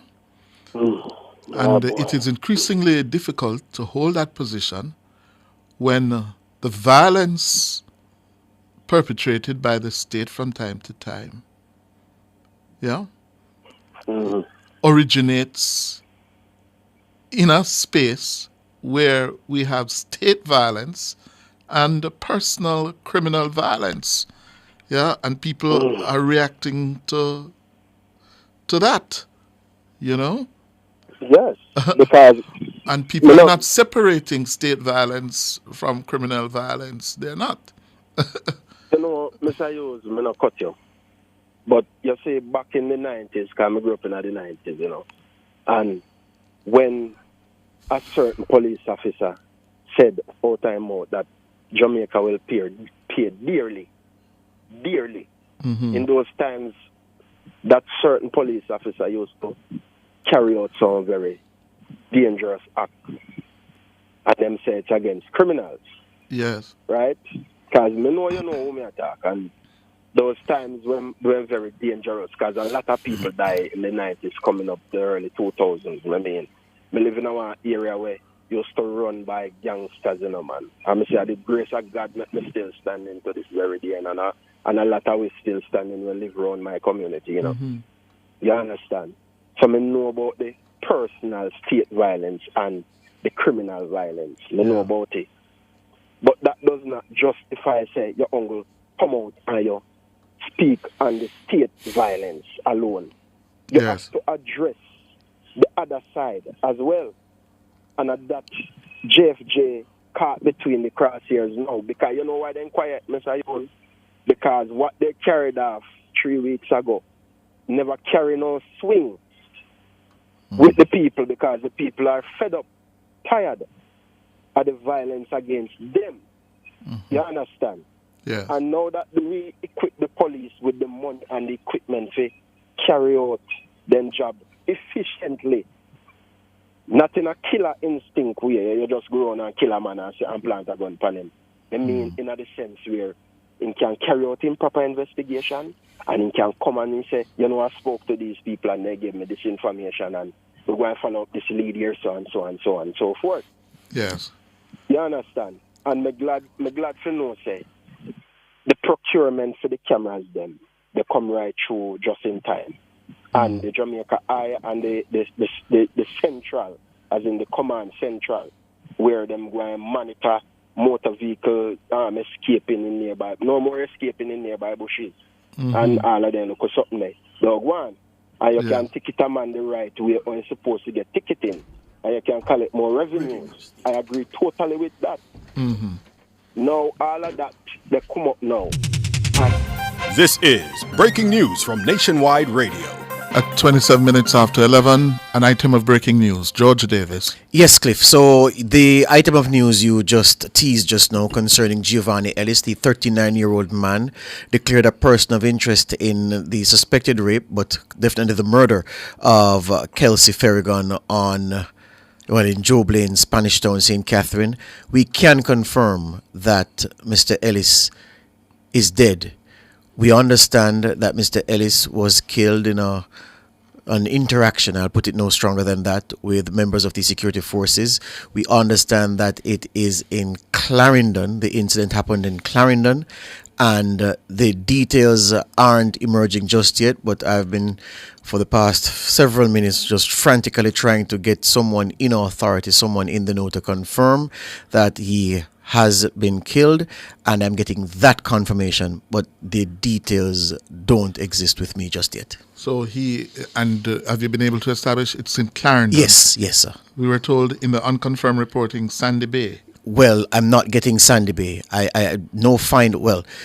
I'm getting something now to say that the St. Catherine team, so a police unit from St. Catherine, tracked him to Sandy Bay in Clarendon, and that's where he met his Waterloo. Wow. Yeah, and I'm being told also that a firearm was taken from him. The report is that the St. Catherine Police Unit tracked him to Sandy Bay, Clarendon. There was a confrontation. He was fatally shot and a firearm taken from him. So, reporting that at 29 minutes after 11, Giovanni Ellis, a 39-year-old suspect in the killing of Kelsey Ferrigan last Friday in Job Lane, St. Catherine, is dead. George, just repeating the details. Yes, so Ferrigan shot and killed this morning on this Monday morning. Police team from St. Catherine were hot on his trail. They tracked him to Sandy Bay in Clarendon. There was a confrontation, we're being told, and he was shot by the police, fatally shot, and they say that a firearm was taken from him. Well, this is 2025, and we're just talking with a caller about today's Jamaica and security infrastructure and ecosystem. The JCF is a much better organization today than it was 5-10 years ago. Well, yes, Cliff, and the thing I used to You heard that? They tracked him. Yeah, and the thing I use to underscore that is something, and I want to make the example clear. You very well recall the outstanding Madame Rose Leon, who served both the JLP and the PNP, and what happened to her at her residence. Murder. And I've been saying, I said to one of my friends, if that happened today, they would have found the killer in a jiffy. We still don't know to this day what happened and how we lost an icon of the politics. Yes. Yeah. So I'm just saying that the JCF is far different from those days. Yep. So just repeating again, George. Yes. You're just joining us at 11:31. The suspect, well, the person of interest in the suspected sexual assault and murder of Kelsey Ferrigan, a 9-year-old girl, St. John's Primary School student, that he was shot and killed in a confrontation with the police, a police team that tracked him from St. Catherine to Sandy Bay, Clarendon. There was a confrontation in Sandy Bay. He was shot and killed, and the police say a firearm was taken from his corpse. Good.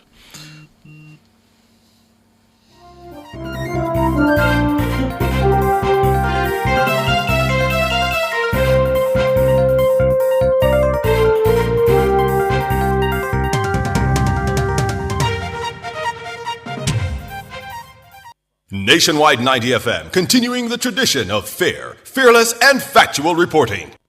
Burn chuck, fried chicken, always ready. Burn chuck, original crispy. Burn chuck, Cajun spicy. Burn chuck, a barbecue. Burn chuck, we are go a burn chuck. The time brought to you by Burchak Fried Chicken in Kingston, Montego Bay, and Ocho Rios is 11:32. Make a toast to your future. The JTA Cooperative Credit Union is by your side. All educators, the best is what you deserve. We'll keep your dreams alive. Competitive loans to help you grow. We'll take you higher. Great returns on your savings. A bright future is in the making. Build the best you with the best credit union. We are committed to serving you. The JTA Cooperative Credit Union, serving our members, impacting lives positively.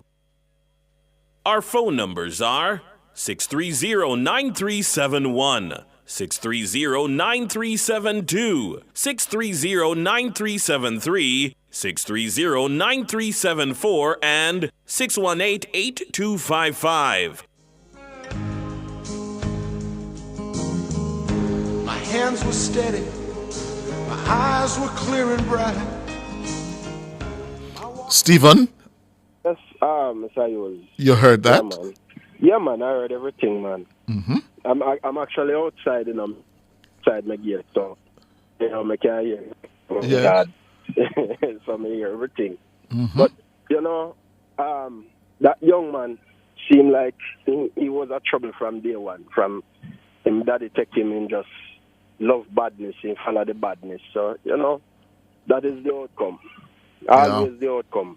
Once you choose that lifestyle, you live by the gun, you die by it. That is the curse upon it. So, But I'm glad the JCF them are work. I'm not lying. I love it. Them working, they're much, much, much better. Yeah, man. Much better at what they do. Yeah? Yeah, man. And you get the feeling now that the criminals are on the run. Not we, the law-abiding citizens. They are the ones on the run now. Yeah, man. That's it, man. Yes. Let me just say, maybe got my member of parliament, Mr. Dr. Chow. Mr. Chow. Yeah, man. I love what I'm doing, Want to know. Yes. Yeah, man. Because I feel constituents I live in, so. All right, Want to know. Yeah, man. All right, Mr. Hughes. Okay. Take care. Good. 26 minutes going up to noon. Michael? Yes, sir, Mr. Hughes. Good morning, sir. Good morning, Michael from the Blue Mountains. Yes, sir. Today I listen to the Excel old student, the right honor to Dr. Cliff Hughes. No, right, honorable doctor. Yes. If I got Excel, sir, everything I got Excel, sir, got through it. You heard the news a while ago? Yeah, Yeah, man, breaking news, man. Sorrowful news, man. Yeah. Yes, boy, I don't know what is a man. You know, this nice Jamaica, man. The man that does bring on shame and disgrace, man. Yeah. That's it, man. But me glad time in I get to move on further. Then I shoot, man. Cause look how little youth them pretty and thing the man I want up tomorrow and in them way they might be. 9 years old. How there, man? 9 years old. Oh. Jamaican people will hurt you for them pick the man. You know what I do them thing, the man. Yes. Me don't know where he come from, man. He's too foolish in himself, he's mad. Yes, it's a use. When me I talk about the children, then, you know, what I like to from basic school to university or government, we can make you have that whole part of your education free, you know. Yeah, can you some from where? Guyana, one of them places I say it around. Wait, say that again for me. You said from you don't like government to do what? To fund from basic school to university free of cost, man. After the government expense. Well, and get the people, get the young generation properly educated. And you cite the example of Ghana? Yeah, well, I don't 100% certain, but something like that in I do. Yes, Ghana, the government of Ghana, President Dr. Irfan Ali, recently announced that they are now going to finance 100% the tuition costs for all Guyanese students attending the University of Ghana. And they're able to do so, you know, Michael. You hear what happened to Ghana recently, some years now? You can remind me. They are now one of the richest nations on earth. They have discovered oil in abundance. So they are now floating, I like to say, on oil. Billions of barrels of oil.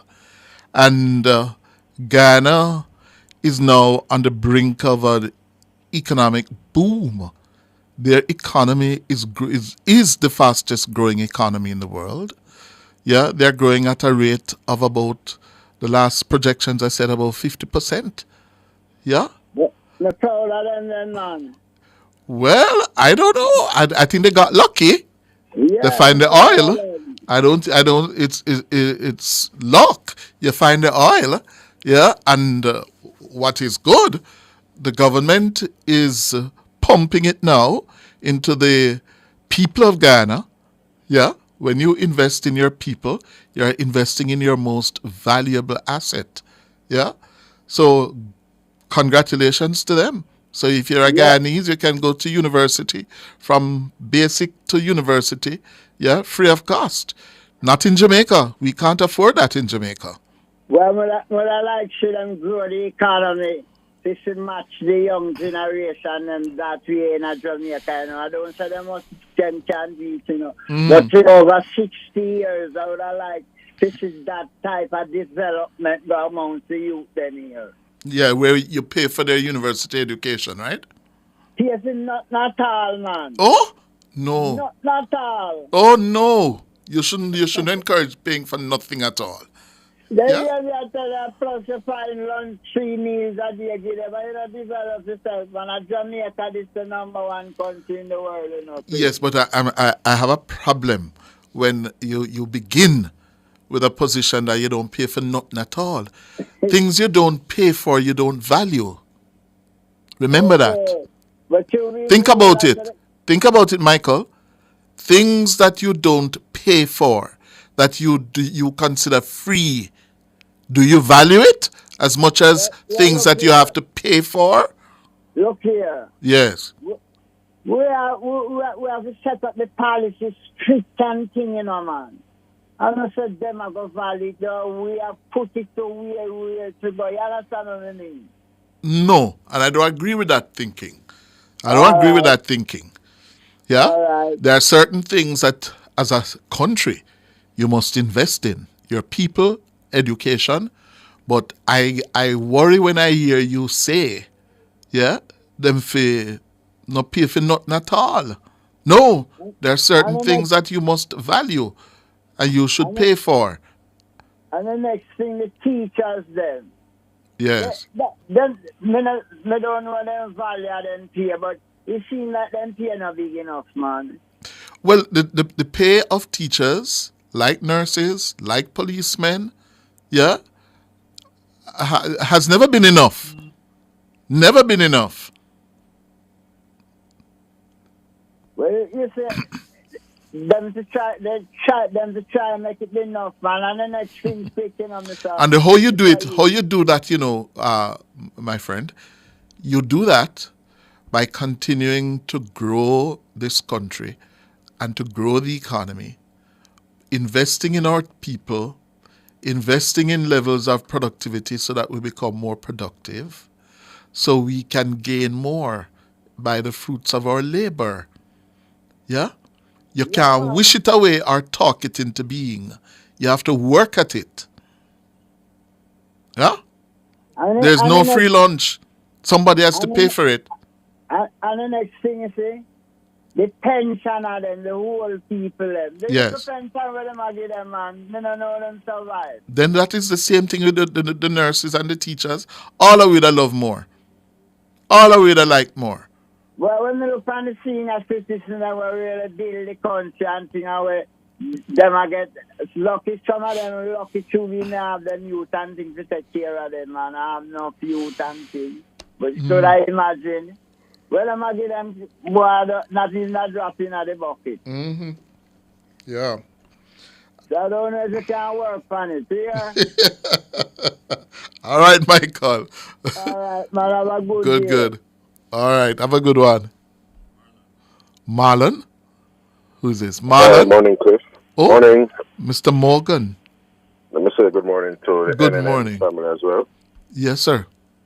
Cliff, there was a considerable disservice done to the public in the Senate on Friday, and I'm happy you avail yourself of Mr. Robinson, the contract at the Prattville Primary School, and underscored or afforded him an opportunity to see what precisely the status is.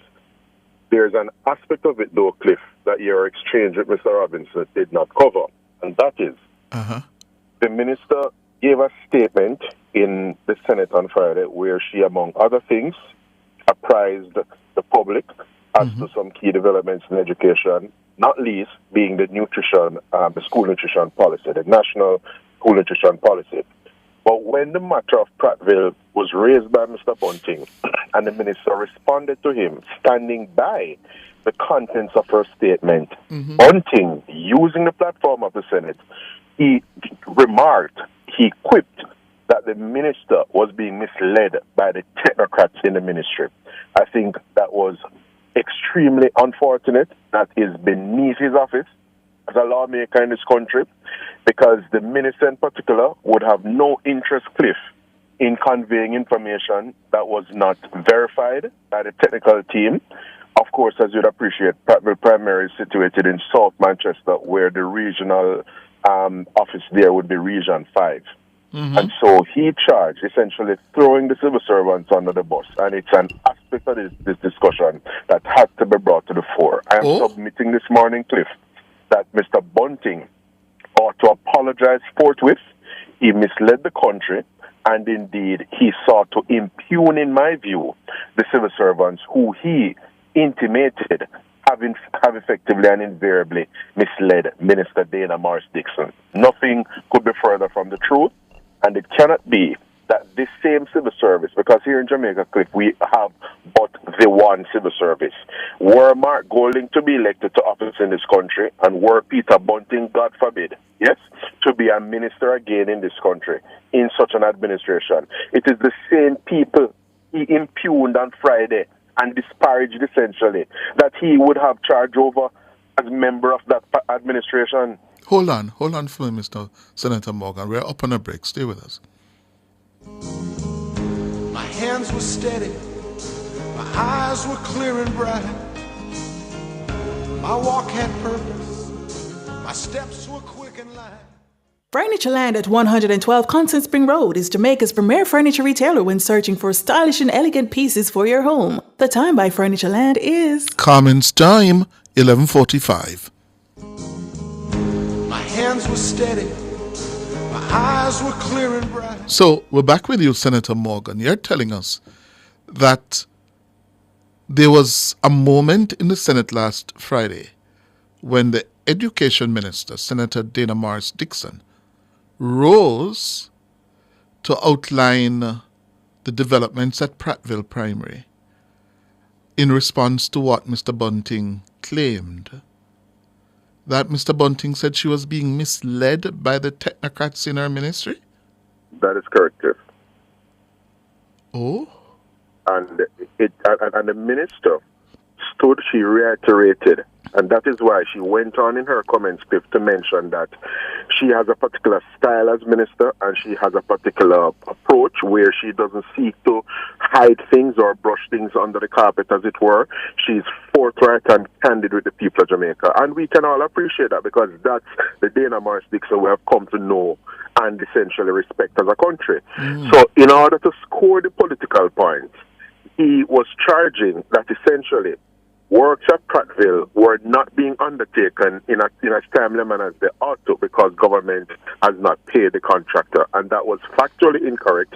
There was no invoice or request for payment submitted by Mr. Robinson that had not been honored by the government. And the gentleman corroborated that in his conversation with you this morning, Cliff. Yes, he did. He did. And this matter of throwing the technical team, the very people who the PNP would be relying on were they, God forbid, to form government consequent on these elections that are coming up.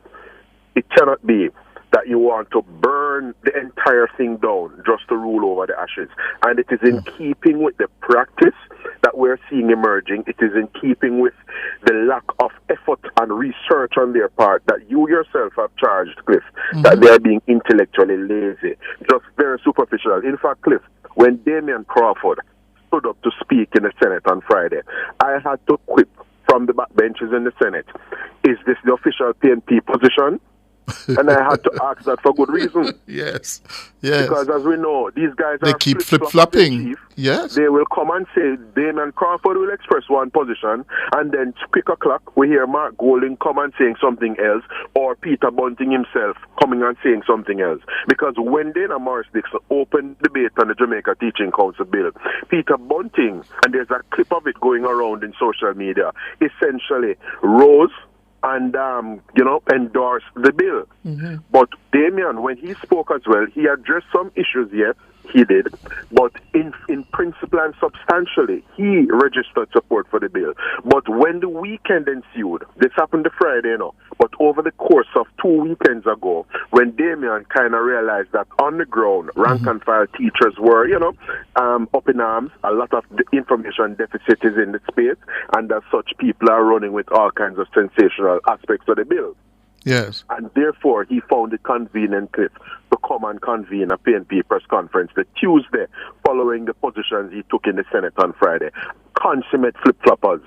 Mark Golding, who urged Jamaica to move ahead with constitutional reform on the basis of the things on which we are agreed, is the same Mark Golding who came subsequent to that to tell the country that, listen, it is either we're going with the CCJ now or nothing at all. Flip-floppers, flip-floppers. And that is why the Constitutional Affairs Minister was able to play that tape in her sectoral debate contribution last Tuesday to highlight the flip-flopping nature of these people in the PNP and underscore why the Jamaican people. But let me ask you something. I'm going to ask you a question, Senator Morgan, a question that was put to me this morning. Following the revelation of Mr. Robinson, the contractor on the works at Prattville, and Mr. Bunting's claims. Why do you think they're doing this? Why do you think they are flip-flopping all over the place? Why? What? Because it makes politically it is stupid. Why do you think? What explains it? It's an excellent question, Cliff, and a simple answer is that we are in a politically charged environment, especially now. We're in the lead up, we're on the eve of general elections, and quite importantly, anything that the PNP conceives of and views as being potential, having the potential to score them some political points or accrue to them political advantage, they're running with it. Even if it is that it is erroneous. You saw it with Ian Hales in Western Westmoreland, where he charged that black tanks were being issued to this particular person, when in fact that gentleman was an entrepreneur, a businessman who had bought his tanks for his car wash. They are unstudied, Cliff. The government is bringing in buses, and you have heard the transport minister having to lambaste a former general secretary of the PNP, one Colin Campbell, yes, who would be better served to come on a platform like this and have intellectual and sensible debates with me, as opposed to making a nuisance of himself across social media. So Colin Campbell and others would want to suggest essentially wrong and erroneous things about the school buses coming in, that they are broken down and they are back at the depot, when nothing goes so, Cliff, nothing goes so. But the PNP is doing these things because they're trying to extract political mileage from every issue, and there is no issue that is off limits for them. And it but the point I'm making, hold on, Senator Morgan, the point I'm making, they have been doing this for some time now. Yeah, this is not happening just recently, and it's clearly not working. So why continue to do it? Why not settle down, get your team of your spokesmen and women and your researchers to sit down, get your shadow cabinet to work, get your policy commissions to work, and think through carefully, backed by research, policy positions that you can take to the people. Because it does look, as you're saying, that they're just shooting in the dark and hoping that something will stick, and being embarrassed week after week. It just doesn't make sense politically. But you can appreciate in a sense what is happening. We have a country being led by Andrew Michael Holness at present, Cliff, and many of the deficits that we have had, a number of the long-standing issues that have been unresolved in this country are being effectively addressed by this government.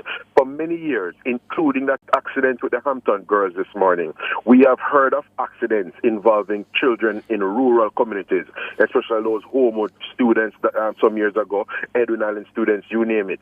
And what we have seen is a government coming to bring rural transportation, a government bringing down crime. This morning, we started out this morning with this gentleman, Coleman, being a person of interest. I wouldn't even say a suspect, but a person of interest. And right now, consequent on the efforts of the JCF, Coleman is no longer with us. Yes? Because Coleman elected, as it were, not to see a judge, but he elected to go to a funeral home and meet his maker. So crime is coming down in the country, Cliff. 38% reduction in crime.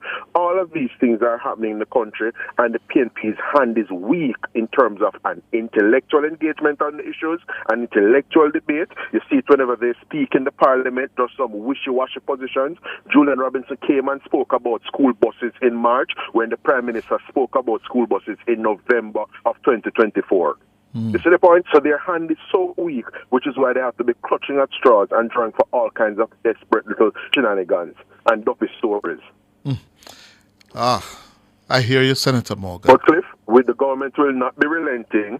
The Prime Minister has his foot on the gas pedal, and he's moving full speed ahead in delivering on the deliverables in terms of government. When is he going to call the elections?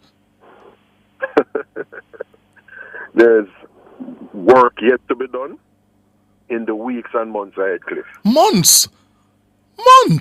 I just said we're at the middle of May. You're at the middle of May, so you have June, July, August. As the country will appreciate, the elections are constitutionally due in September. The focus of the government right now, you have 100 buses being boarded onto vessels, as it were, over in China to come into the country. There are so the elections won't be before they come here? No, man. I'm not saying that at all. The matter of the elections, Cliff, is solely and entirely the prerogative of one Andrew Michael Holness. And the Constitution sets out and we the know terms. that it is constitutional due in September, with an outlier being down in December, if there were, any developments that would so necessitate that. But just to be very clear, the government has its hand on the wheels and is focusing on delivering in terms of spark roads. My brother Robert Morgan is working in earnest in relation to road infrastructure. Batista Moda is bringing water to communities. Daryl Vaz is outdoing himself as a minister, can I tell you, Cliff, in relation to every aspect of his portfolio, not least the transportation beat in his portfolio. And so the government is delivering for the people of Jamaica, and especially in relation to crime management, we're seeing the results. I did not conceive of a Jamaica, Cliff, where we could have had an almost 40% reduction in murders in any one year, as it were. That's true. That is runs so are true. being put on the board, Yes. and at that we are focused on. As Miss Kitty would say, Cliff, we now focus on no locus. You're piling on the runs on the board. That is it, Cliff. That is it. Well, I can't fault that. Yeah, but we're sitting here and going on and asking when the damn thing is going to be called. Yeah. You have to check the goodly Prime Minister for that, Cliff. Them something there above my pay grade. But I suspect you're in the war room, sir. Very much so. Very much so, Cliff. And we're keeping at it. On All the right. ball as always, on the job all day, every day. I say to my friends in the PNP, long time I warned them. Mm-hmm. You cannot continue to be lazy. You've got to do the hard work in opposition. Things and times have changed. You've got to earn it. You've got to tell the people of Jamaica why they should vote PNP. Not vote out Andrew, but why they should vote PNP. And they haven't done it. They haven't done the hard work. So they are now much talked about water from the Black River, for example. We are doing it. Yeah, the much talked about cold storage facilities, because every so often we see farmer having to use them cabbage and them tomato, which is rotting in the field as it were, take a store feed hog. We are implementing. We did it in Manchester the other day, and there are more cold storage facilities coming on stream to better protect our farmers and deliver for us as consumers as well. Because when you have stability in the supply side, in terms of agricultural commodities, Cliff, it helps us as consumers. When we go Coronation Market or elsewhere around the country, you don't hear that sweet pepper is $800 a pound and all them nonsense there. All right, sir. Thank you, Mr. All Morgan. the best, Cliff. Good. Marlon Morgan is a senator, and he's also a member of the Jamaica Labour Party's Communications Task Force. That's it for the morning session. This morning, Jerrine is my producer. Nora is off this morning. And what a morning Nora left you. Jerrine said every time she do it, whole heap of things happen. This morning, it's feeling like we've had 3 mornings in one. All right, we're going to make way now for the world at noon. We'll be back at 12:30. My hands were steady, my eyes were clear and bright. My walk had purpose, my steps were quick and light. And I held firm to what I felt was right, like a rock. Like a rock, I was strong as I could be. Like a rock, nothing ever got to me. Like a rock, I was something to see. Like a rock,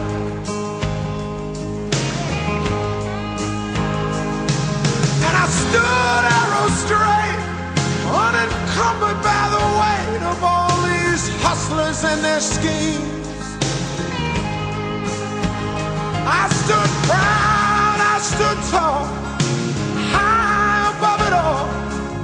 I still believed in my dreams.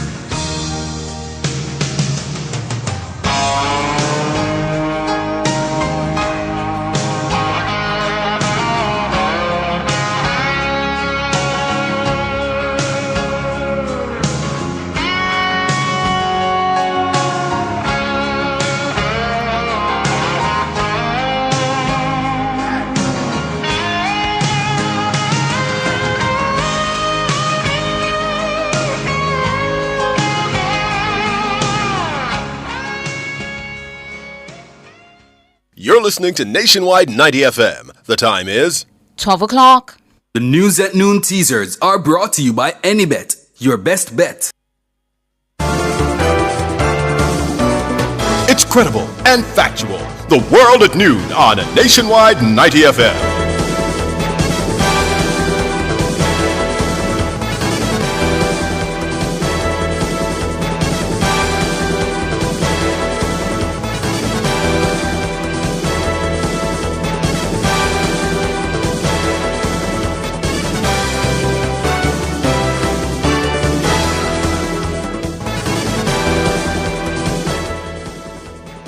A very good afternoon to you. I'm Tona Thomas. Coming up in the Nationwide World at Noon for this afternoon, Monday, May 12, 2025. Person of interest in the killing of 9-year-old Kelsey Farragon killed in confrontation with the police. And at least one parent is rejoicing at the news of Ellis's demise. I feel great about it because right now I live like walking distance from where it happened. 4 students of Hampton School are to sit their CSEC exams at Black River Hospital following Monday morning bus crash. DPP says no more confidential settlements between state agencies and companies that breach environmental rules. In regional news, TNT lifts suspension of Police Commissioner Erla Herwood Christopher. In international news, Kurdish PKK ends a 40-year Turkey insurgency, bringing hope of regional stability. And in sports, Jamaica's senior men's team qualify for 2026 CAC Games. The details after the break.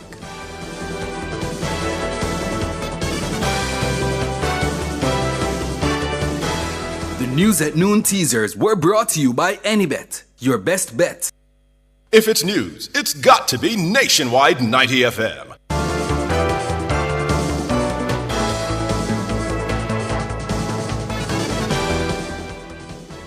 Now to the details.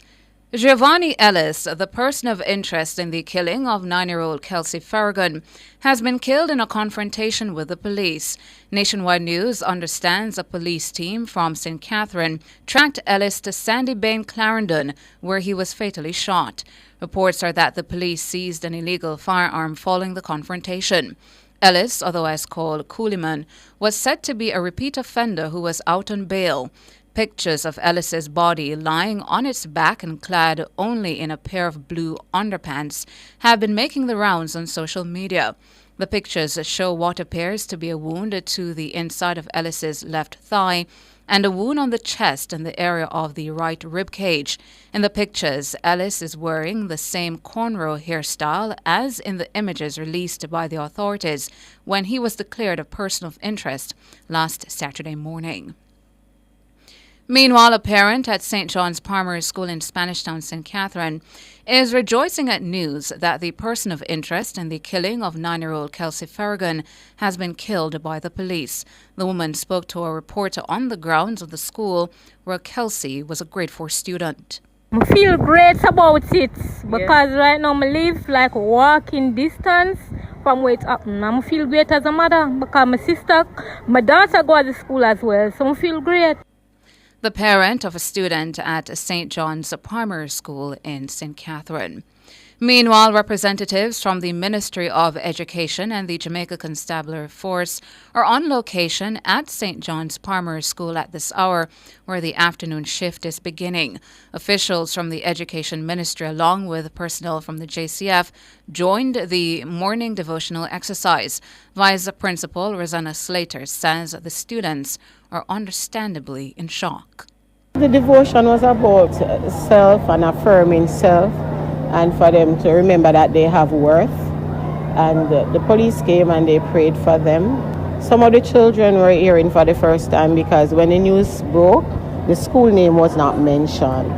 So some of them are just realizing that, hey, this girl I've been hearing about all weekend really belongs to us. So some know her, some live where she lives, some are related to her, even though they are on different shifts. So there are mixed reactions to the news, but most of them are in shock. And that is expected because you're hearing things, but when it comes home to you, it has a different effect. Mrs. Slater says the teachers have a duty to provide counseling to Kelsey's schoolmates. The teachers are here. We have already planned and know that we are going to have to offer as much support to any child that needs it. And we also have our guidance counselor. So I asked the teacher that if any child is experiencing any undue stress, to just have them come down to have some time with the counselor. They are all our babies and we treat them as so. Rosanna Slater, Vice Principal at St. John's Primary School in St. Catherine. Now, 4 students of the Hampton School in St. Elizabeth are to sit their Caribbean Secondary Education Certificate, or CSEC exams, in the conference room of the Black River Hospital today. The students are among a group of 14 who were injured in a motor vehicle crash on the Holland Bamboo Main Road earlier on Monday. The students were on their way to school in a public passenger bus at the time of the incident. Principal Marvel Charlton Brown says they were heading from middle quarters in the parish. Images seen by our news centre show a mangled motor car and a coaster bus with the windscreen missing. The bus bears public passenger plates and the word chartered is printed on the front in bold letters. There is a dent on the driver's side of the vehicle. The all-girls school says former students in the area as well as teachers and parents are with the girls at the hospital. It's understood that one of the girls lost a few teeth. Director of Public Prosecutions, DPP Paul Llewellyn, says that there will be no more confidential settlement agreements between state agencies and companies that commit environmental breaches. A non-disclosure agreement is not a modality that the criminal law and procedure accommodates. So there will be no more of that sort of thing happening. And as I said and I explained, the more appropriate modality would have been a plea deal, what we call a plea deal. This can be informal, or what I would have advised them, to make it a formal plea deal under the plea deal and negotiation, which, can I tell you, Jamaica leads the way in terms of how often we use a formal plea negotiation in the Caribbean. The move follows the National Environment and Planning Agency, NEPA, and the Natural Resources Conservation Authority, NRCA's handling of a case against Tradewinds Citrus last year.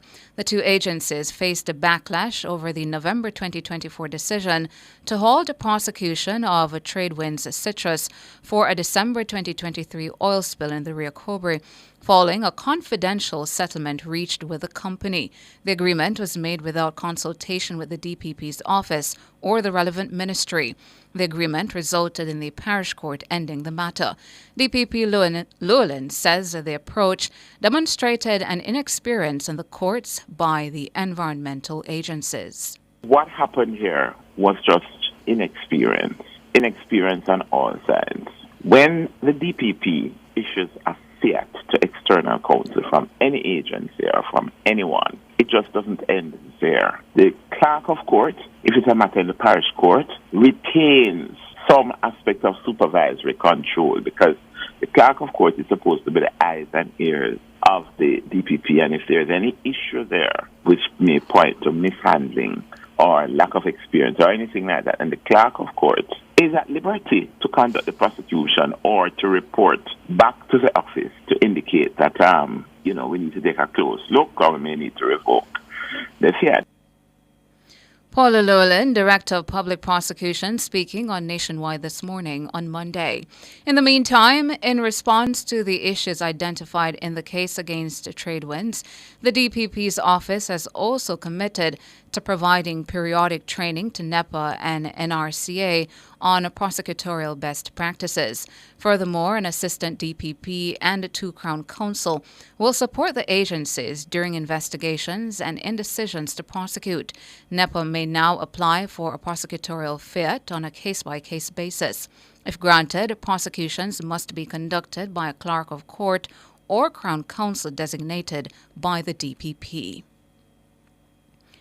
Prime Minister Dr. Andrew Holness said a shortage of land and contractors is hampering the development of middle and lower income housing solutions for Jamaicans. The Prime Minister made the remark last Friday during the handing over of units under the new social housing program NHSP in Seven Corners, St. Elizabeth. Dr. Holness, however, stressed that the government has been seeking to ensure that there is equity in housing benefits through the policies of the National Housing Trust, NHT, and the Housing Agency of Jamaica, HAJ. Under my administration, the construction sector is booming, and the housing market is a large part of the construction sector.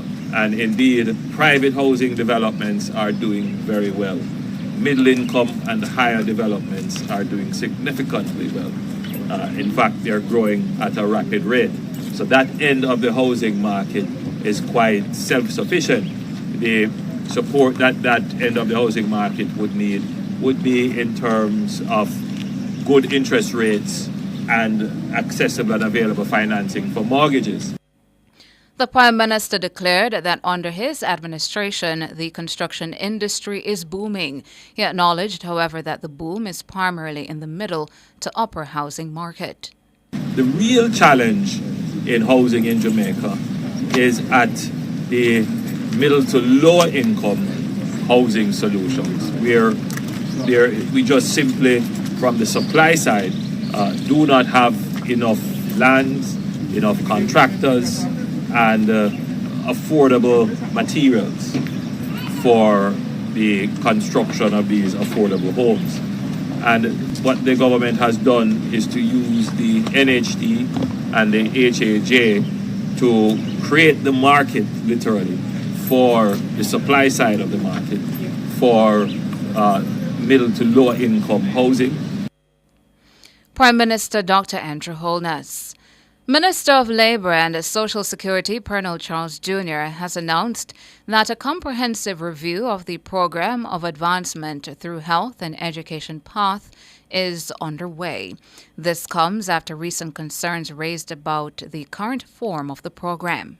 The Ministry of Labour and Social Security recognizes that PATH requires a fulsome reform for it to better reflect the evolving economic and social realities of the Jamaican households today.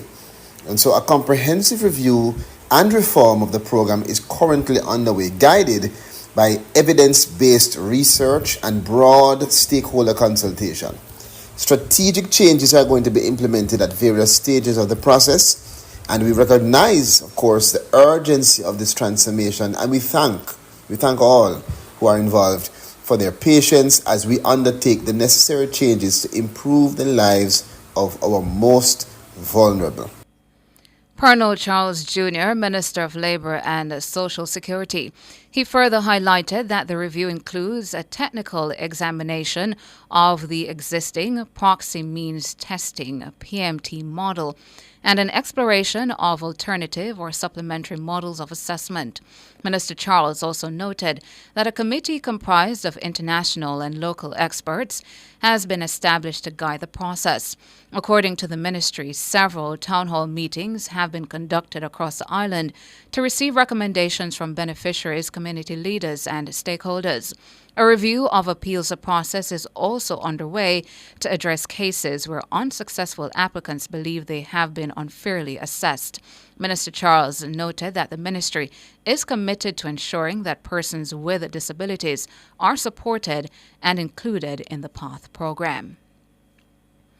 Now, as political campaign activities intensify in the run-up to the next general election, Member of Parliament for South East St. Elizabeth, the JLP's Franklin Witter, is declaring that a Spanish Town man will not get the nod of approval from constituents. Mr. Witter is set to face off with the PNP's Norman Scott, the mayor of Spanish Town, in what is expected to be a keenly contested race. Speaking at a party rally last Friday, Mr. Witter said there is no vacancy in Southeast St. Elizabeth for Mayor Scott. I see the PNP moving around and send one man from Spanish Town, but I want them to know that we no want no Spanish Town man in a Southeast St. Elizabeth. If the people of Spanish Town don't want you, find somewhere else to go. But there is no accommodation for you in this constituency. So let me say to you tonight, because I know most of you are workers, and therefore I want to implore you tonight that as we go through this campaign, And as we approach the next general elections, let us ensure that we work hard enough to get out our voters. The last nationwide commissioned Blue Dot poll revealed that Mr. Witter and Mr. Scott were locked in a close fight to win the seat. According to Mr. Witter, based on several initiatives including the Essex Valley Irrigation Project and the Peter Plains Irrigation System, Southeast St. Elizabeth should remain in the GLP column on election night. If the road bad and you drive on it, me drive on it too because me live in the community. If you want water, me want water too because me live in the community. I understand your concern, and that is why we have been able to address a number of the problems and challenges that you face in the constituency. This constituency consists of mainly farmers, and we in the Jamaica Labour Party, under the leadership of our Prime Minister, we have been able to address a number of the concerns. And we are moving forward with some very important projects in the constituency. Franklin Witter, MP for South East St. Elizabeth. To regional and international news now. Regional news. The Police Service Commission has decided to lift its suspension of Police Commissioner Erla Herwood Christopher. Herwood Christopher will be allowed to return to work as of Monday. Lead Attorney Commission Senior Counsel Deborah Peake made the disclosure earlier on Monday. This after the judge delivered judgment in a constitutional claim brought by Herwood Christopher against the commission over her suspension. The Director of Public Prosecution said on Saturday there was insufficient evidence to secure any criminal conviction against Herwood Christopher. International, the Kurdistan Workers' Party PKK militant group, which has been locked in a bloody conflict with Turkey for more than 4 decades, has decided to disband and end its armed struggle. Group members and Turkish leaders made the announcement on Monday.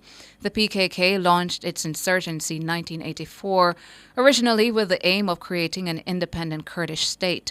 The conflict has killed more than 40,000 people, exerted a huge economic burden, and fueled social tensions. The PKK's decision, made at a Congress last week, could boost the political and economic stability of NATO member Turkey.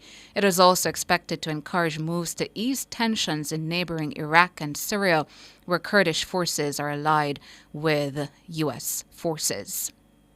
And that's it for the news at 12. Up next, sports.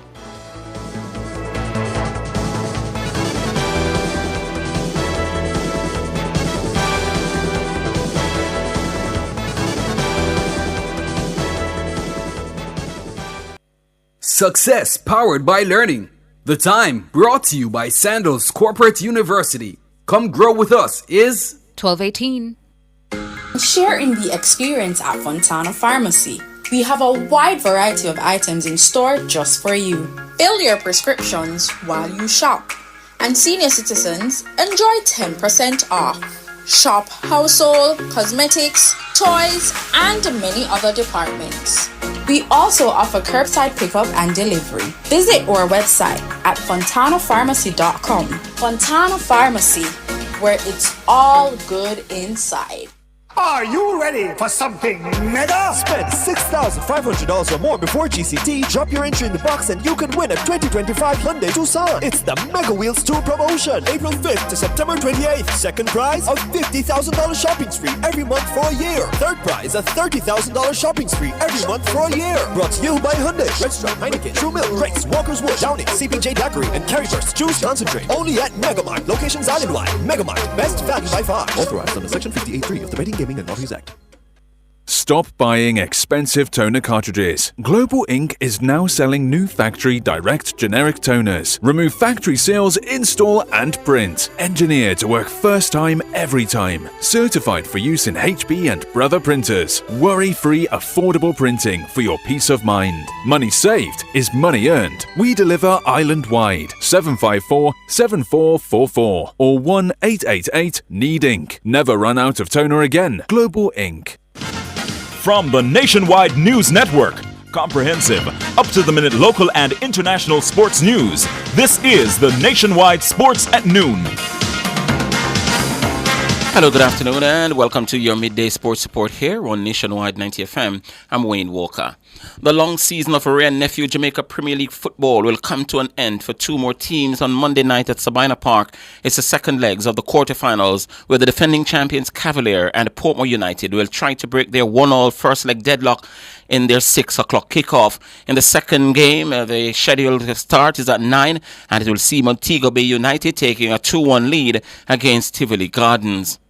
The Indian Premier League IPL is making plans to resume with a revised schedule set to be released in the coming days. The world's biggest franchise league was on Friday suspended for 1 week because of the hostilities between India and neighboring Pakistan.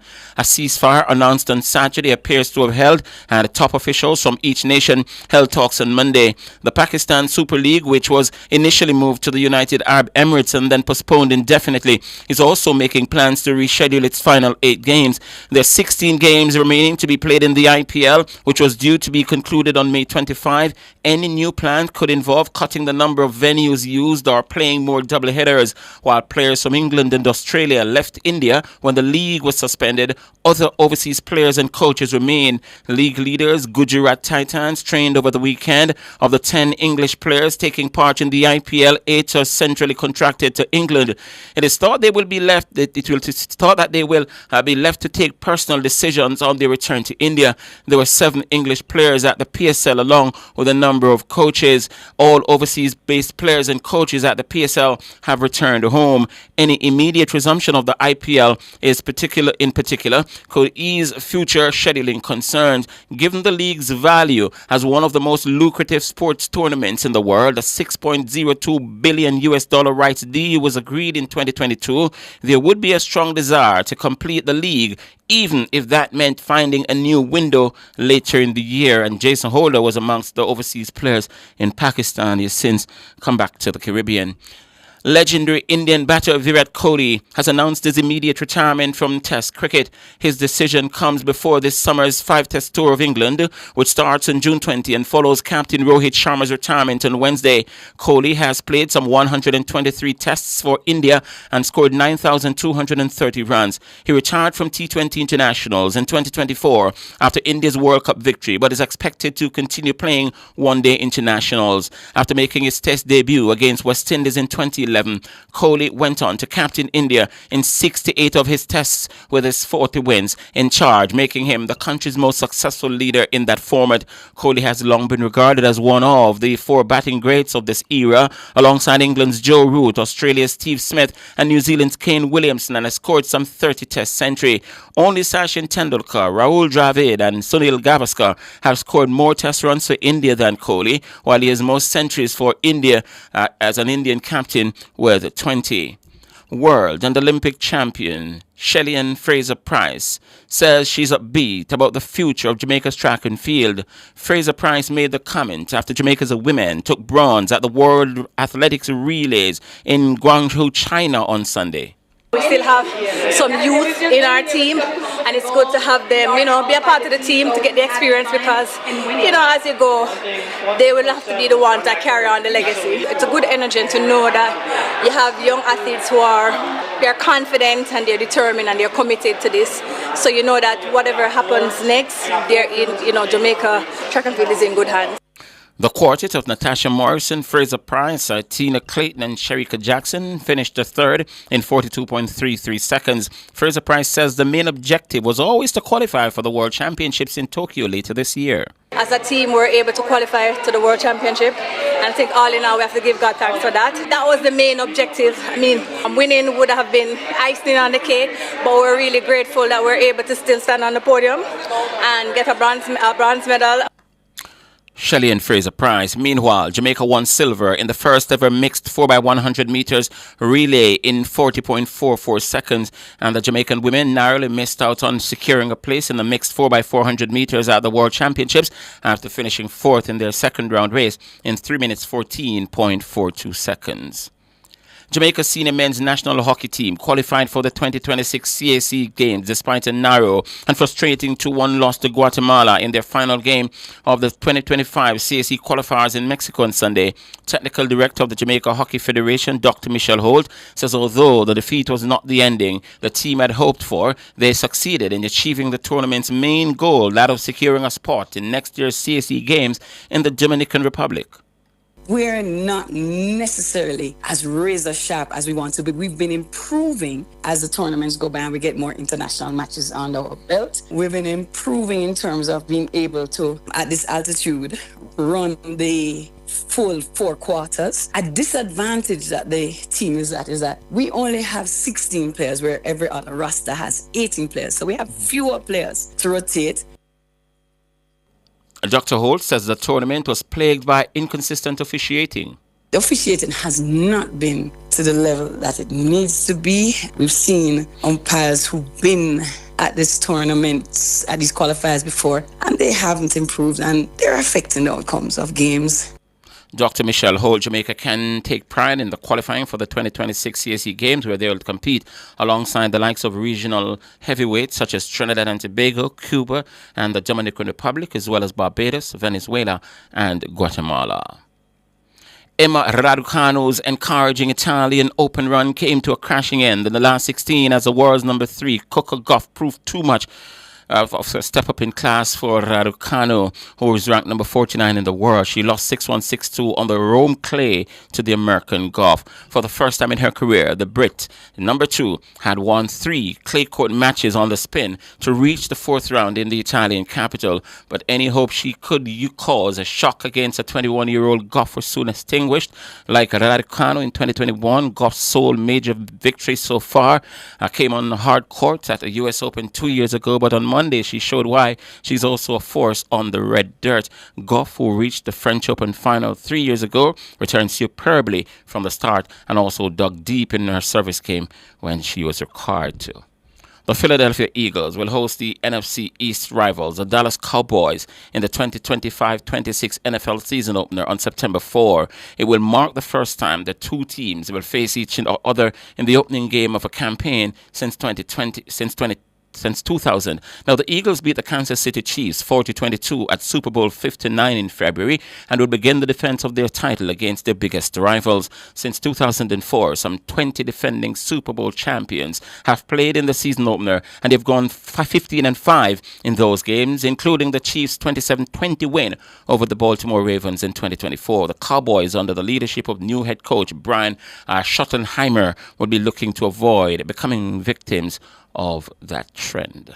National winning jockey, that's a Grand National winning jockey, Rachel Blackmore, has retired from racing with immediate effect. The 2021, the Irish woman became the first female jock to win the race, which began in 1839.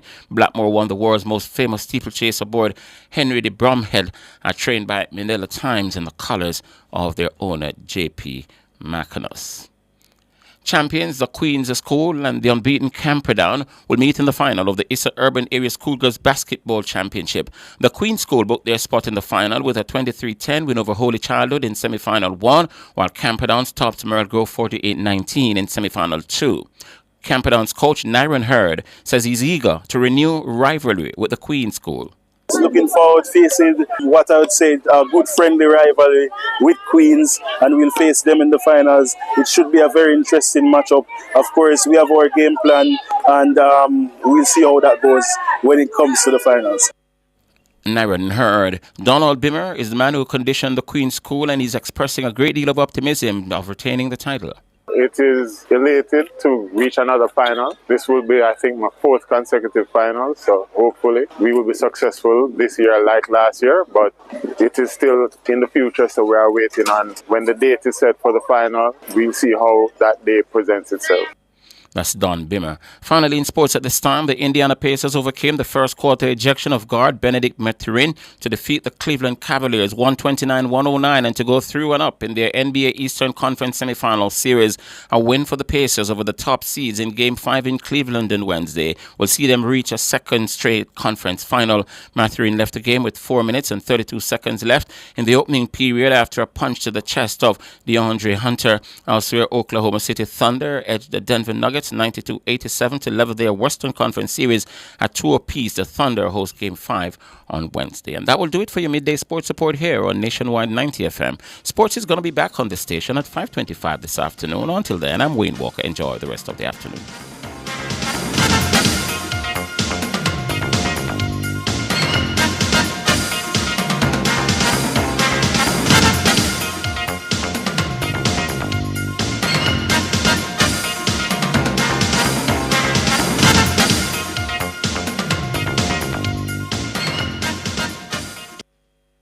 The NWC's amnesty package has been extended. You now have until May 31 to see if you qualify. Call 888-225-5692. The time by the NWC is 12:30. Big news! The Big Bite Food Safety Show now airs on Nationwide 90 FM with your host, Alison Richards, the Food Safety Girl. Join Alison every Tuesday from 1 to 2 p.m. as she serves up expert advice, tips, and insights on everything food safety. Stay informed, stay vigilant, and remember, food safety is everybody's business. Don't miss a bite of the action. Tuesdays at 1 p.m. only on Nationwide 90 FM, the new revolution in media. On the next episode, we're cracking open the truth about coconut water safety.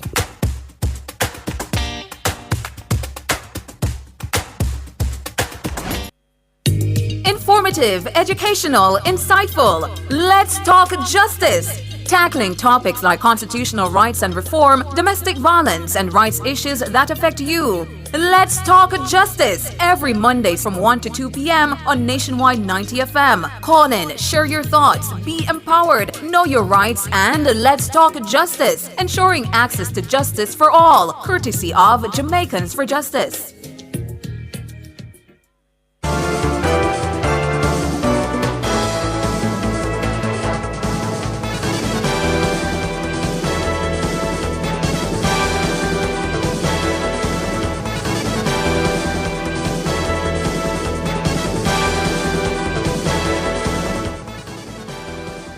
To recap our top stories making the nationwide world at noon, a person of interest in the killing of 9-year-old Kelsey Farragon killed in confrontation with the police.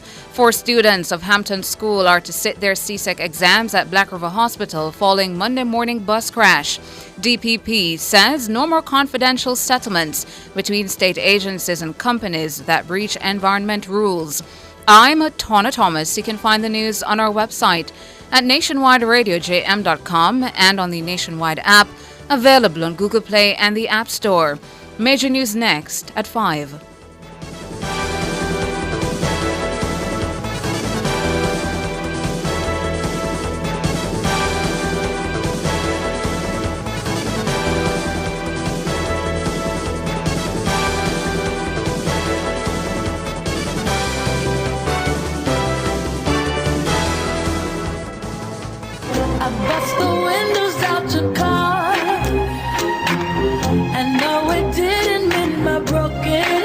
Relationships are like sweet strawberries when everything is going well. The heart is full of love and you're under a spell. But what happens when the love is diminished and the relationship is finished? How many stories have you heard about exes doing the absurd after a partner went on their merry way and they're upset to this very day? Do you think, instead of making a stink, it is better to be prudent, like a good student, and learn the lessons of life, even though it cuts like a knife? Join me, Rodney Campbell, every Tuesday from 9 to 10:30 p.m. for Affairs of the Heart, right here on Nationwide 90 FM. This Tuesday's topic, the bitter shake-up that comes after the breakup. You did what? I bust the windows out your car, and no, it didn't mend my broken heart. Affairs of the Heart is brought to you by Supermed Pharmacy. Super happy, super healthy, Supermed. The Ministry of Health and Wellness. Healthy people, healthy environment. Viewers, here's to the story. ICMS Limited. Yes, we can bring in the money. And Durex, distributed by Massey Distribution Limited, Jamaica. It's Monday, get over your blues. For Tuesday, Wednesday, Thursday, Friday. The E-Zone is here for you. With the Stinger Honey Bee. And Curry Boyatings From 3 to 5 p.m. on Nationwide 90 FM. We've got your entertainment news. Then we want to hear your views. Why you said? Jump in the mix. Or the hot seat. Don't miss our brain busters. Or the crazy giveaways. Let's talk fashion. Send us your outfit of the day. Ooh, cutesy. Very demure. Are you looking for love? Come on one of our blind dates. Send your request to ezoneblindates@gmail.com. That's ezoneblindates@gmail.com. And stay tuned for your confessions. These are my confessions. Share them with us at ezoneconfessions@yahoo.com. I mean, is this planet Earth? Is it? I don't know. Let me check. Either way, it's got a buzz. And a bugger thing. Ow! Ow! Are you ready to turn your sales and marketing skills into high earnings? Nationwide 90 FM is searching for business development executives to help us grow our business and build lasting client relationships. If you have experience across all stages of the sales cycle and possess strong communication, negotiation, and time management skills with a proven sales track record, this opportunity is perfect for you. Join our team and work with the top corporate brands, media agencies, and of course, our on-air personalities. Enjoy networking opportunities, professional growth, and competitive commissions. Ready to take the next step? Send your resume to hr@nationwidenewsnetwork.com today.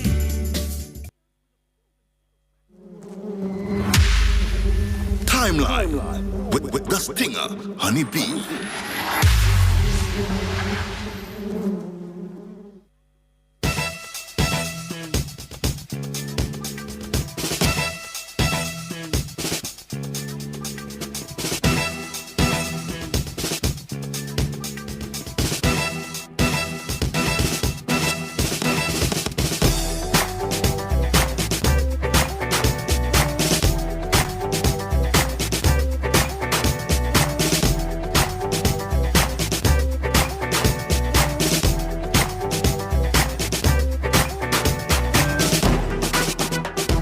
Good afternoon. It's 24 minutes going up to 1 o'clock on this Monday afternoon, Monday, May 12, 2025. I'm Cliff Hughes, and I'm being joined by Honeybee. Yes, Honeybee. Hi, Cliff. How are you doing? I am well. Good afternoon to ya. Yeah. Yes, not the best Monday morning. No. With everything that we have to deal with. Yeah. Yes. So let's start off. Let's start off with Kelsey. Yes, Kelsey Ferrigan.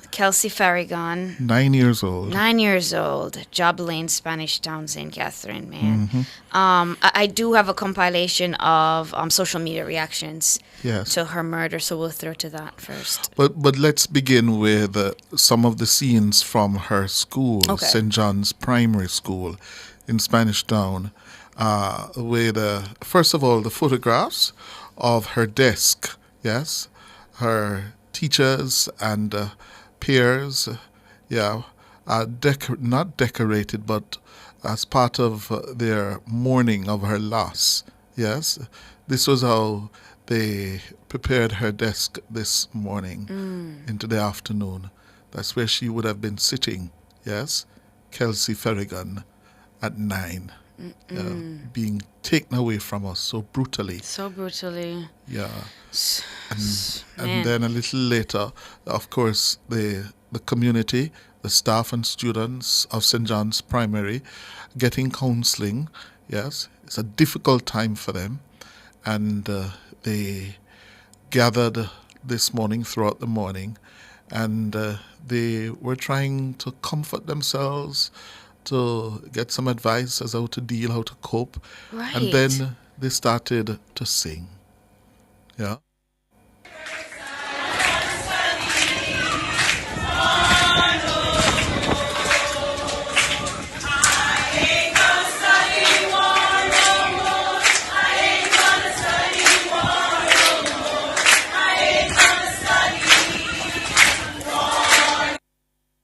Yes. Yeah.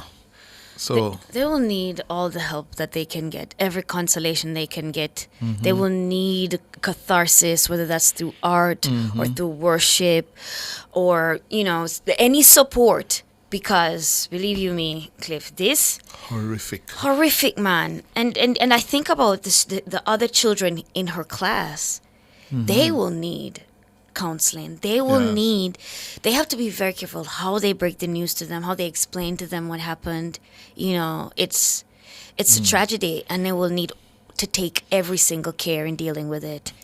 And don't forget her brother, who found the body. Yeah.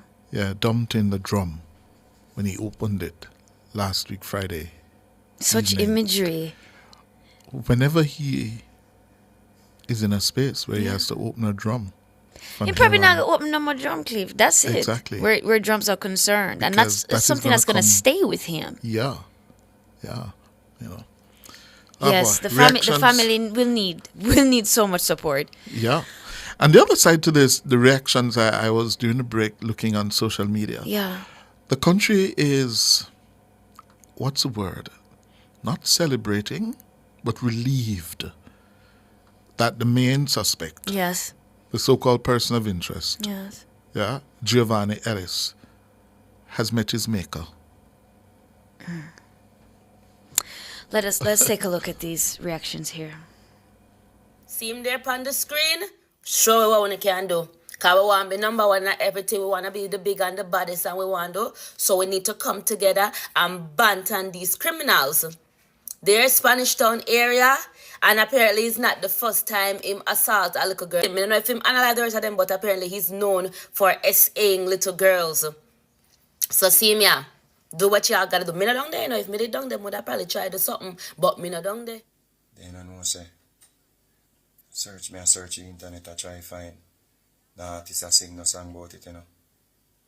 Can't find one artist who make a song yet. Maybe them not gonna do it still. So me gonna wait to see how much artists are gonna run out and make song. Yeah. That's Mr. Vegas. He's quite low, but he's saying him not seeing an artist make no song, which is in and of itself so ridiculous. What are you even talking about? Make a song then. Okay, let's just leave it there because I don't want to get annoyed. But I think it's very important, the conversation that Prime Minister Dr. Andrew Holness again brought up about, you know, the sex offenders, the registry. Yes. And making it more public and no, more it has to be transparent. clear. There's no way we can live amongst these people. Have your children, perhaps being in their company. Yeah. You know what I mean? Being polite to them. Yeah. In the neighborhood. In the neighborhood, and you don't know who them be. That don't make no sense. No sense. You need to know. So whatever qualms we had, we need to put that aside. Because we need to know who they are. Yep. And I know that, sure, there are concerns of reformation and concerns of, do people get another chance in society and whatever. Yes, however, something like that, we have to know. Yeah. And then there has to be very strict guidelines about how you eventually become then a part of society again. After a very long process. Because no. Yeah. 9? Can't work. Little girl. Man. You know, you during, after, between yesterday and today, I kept on thinking the moment when he attacked her. Yeah? She's a slim little girl. Yeah? She could not fight back against this tough 39-year-old man. And especially if it's somebody she knows. Yes. I remember a lot of people, there's the freeze. They've taken her by surprise. Yeah. And then there's the freeze state that you go into sometimes in a cliff. When you feel threatened in that way, sometimes you freeze and people, like I've seen so many instances in film and in art where people freeze up. And people will say, oh, but you didn't fight back. No. Why didn't You're you fight? crippled. It seemed like you wanted that. You don't even understand the depths. There's so many layers. Your mind tries to protect you in so many ways, and a little girl like that, oh my gosh, man, our soul probably just left our body. Yeah. And he has committed violence against previous children. We heard from his mother, yeah, his girlfriend with whom he was living, yeah, he broke up the picnic hand. Jeez and peas, man. And him just did it, just live. If you just walk, just be a part of the society, there has to be bigger implications to there has to be better ways to deal with these people. Yeah. Because it's a sickness. It is. And it's not something that you can just lock them up for one year and there's no intervention and then you just say, okay, you do your time, you go back out. No. Yeah. They are not ready. Right. Cliff, I think we should take a break. Let's go to the break and come back. Yes.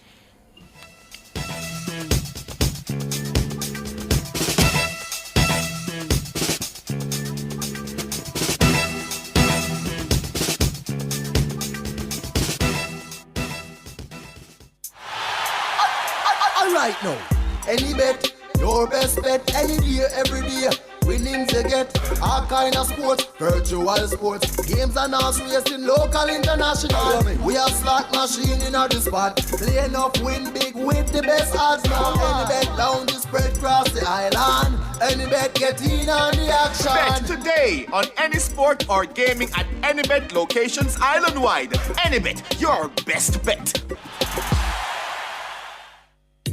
Informative, educational, insightful. Let's talk justice. Tackling topics like constitutional rights and reform, domestic violence, and rights issues that affect you. Let's talk justice every Monday from 1 to 2 p.m. on Nationwide 90 FM. Call in, share your thoughts, be empowered, know your rights, and let's talk justice, ensuring access to justice for all, courtesy of Jamaicans for Justice.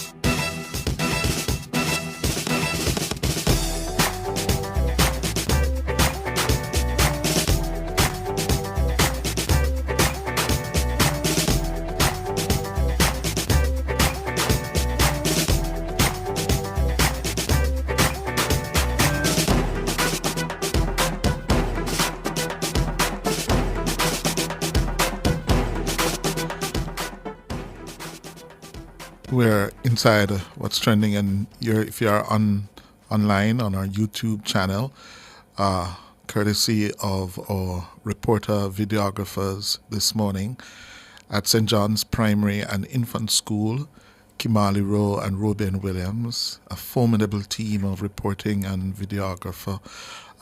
They're sending the scenes from St. John's Primary and Infant. Pupils being counseled. Yeah. They're being reassured. They are asking questions. And the counselors trying to comfort them. Yes. To get them through. CPFSA counselors, yeah, they're trying to help them. And even the staff. We saw the staff at St. John's Primary, yeah.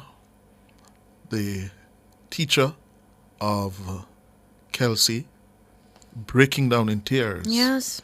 Yeah. Yeah. So I really, I don't know how they're gonna make it through, but with each other and just trying to be there for each other, you know, it can be done. It can be done. It's something that they will have to face and deal with head on and not try to sweep it under the rug or pretend like they're okay. Yeah. They're going to have to really face it and really talk about it. Yeah. There's another piece of a photograph coming from St. John's.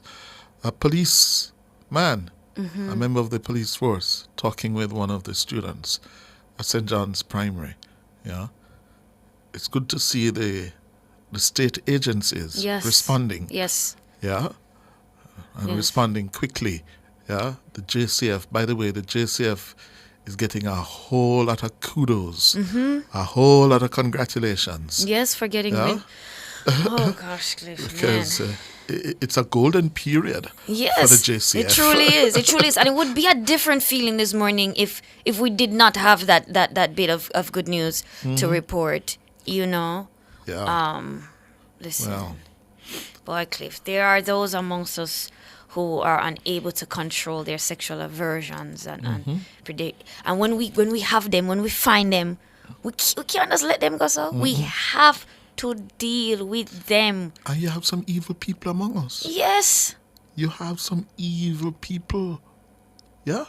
Because this is nothing short of evil of attacking a 9-year-old girl who can't defend herself. Can't defend herself. She's looking to you for protection. Yes. Yes. It's every parent's nightmare. Yeah? Every parent's nightmare indeed. What else you have for us? Boy, Cliff, wow. I had just a bit about some concerts that happened over the weekend. Congratulations to Idonia. He's celebrating 20 years in the industry, and he had his first sold out show in New York at the UBS Arena, and then he did the second show last Saturday to a packed Sabina Park in Kingston. And people went out, supported him. He really gave a great performance. The production-wise, I heard that it wasn't very well put together. However, some of the highlights of the night, Caputon. Caputon really did a great job and showed those younger artists how it's done, And then yesterday, last evening, was all about Romain Virgo and Friends for Mother's Day. And listen, Cliff, Romain is simply a different beast, okay? Yeah? I mean, same animal, but different beast. When it comes to his live show, just the level of professionalism and passion, and just the deportment that he takes to the stage. Yes. He doesn't play about his craft. You know what I mean? He's such a great performer. And even, I'm telling you, it's great. It's fine to listen to a Romain Virgo track, listen to the Gentleman album, stream it, whatever. But to be there, to see him At work is different on every level. And I just want to commend him for the standard that he upholds, because that level of production is world class, and that's he has one of the best live shows out of Jamaica, hands bar none. Cool. What? Cool. Listen, man, and then the people that he had joining him on stage, just stellar acts as well. And people understand. Listen, if you're coming to a Romain Virgo show, you're not coming to play about. You're coming to do 2 or 3 songs. You're doing them properly. And then you leave the stage. It's so beautifully organized. Start on time, finish on time. Very good. Okay, so Very I just want to say big ups to them. Pardon? Oh yes, I do have a clip here. Let's throw it to it. I forgot about that.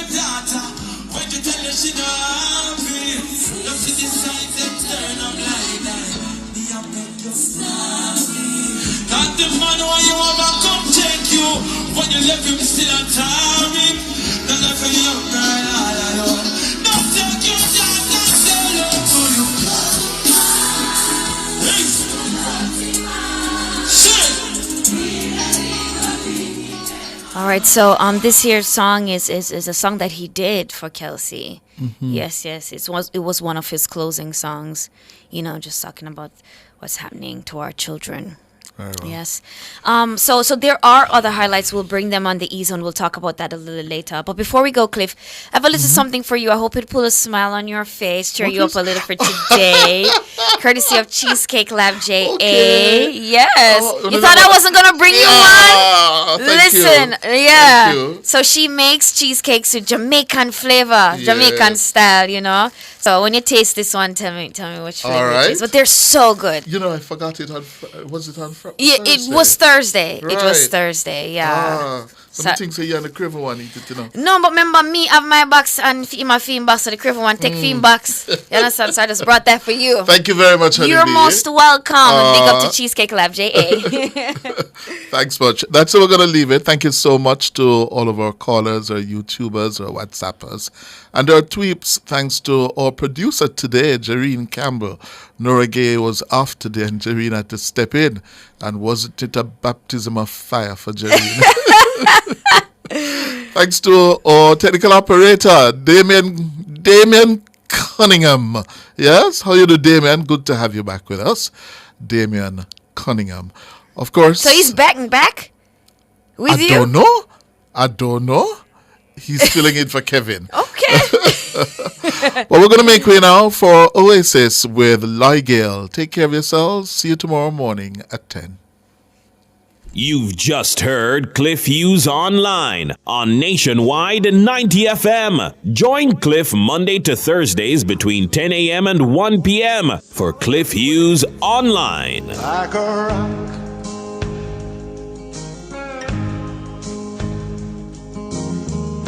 My hands were steady, my eyes were clear and bright. My walk had purpose, my steps were quick and light. And I held firm to what I felt was right, like a rock.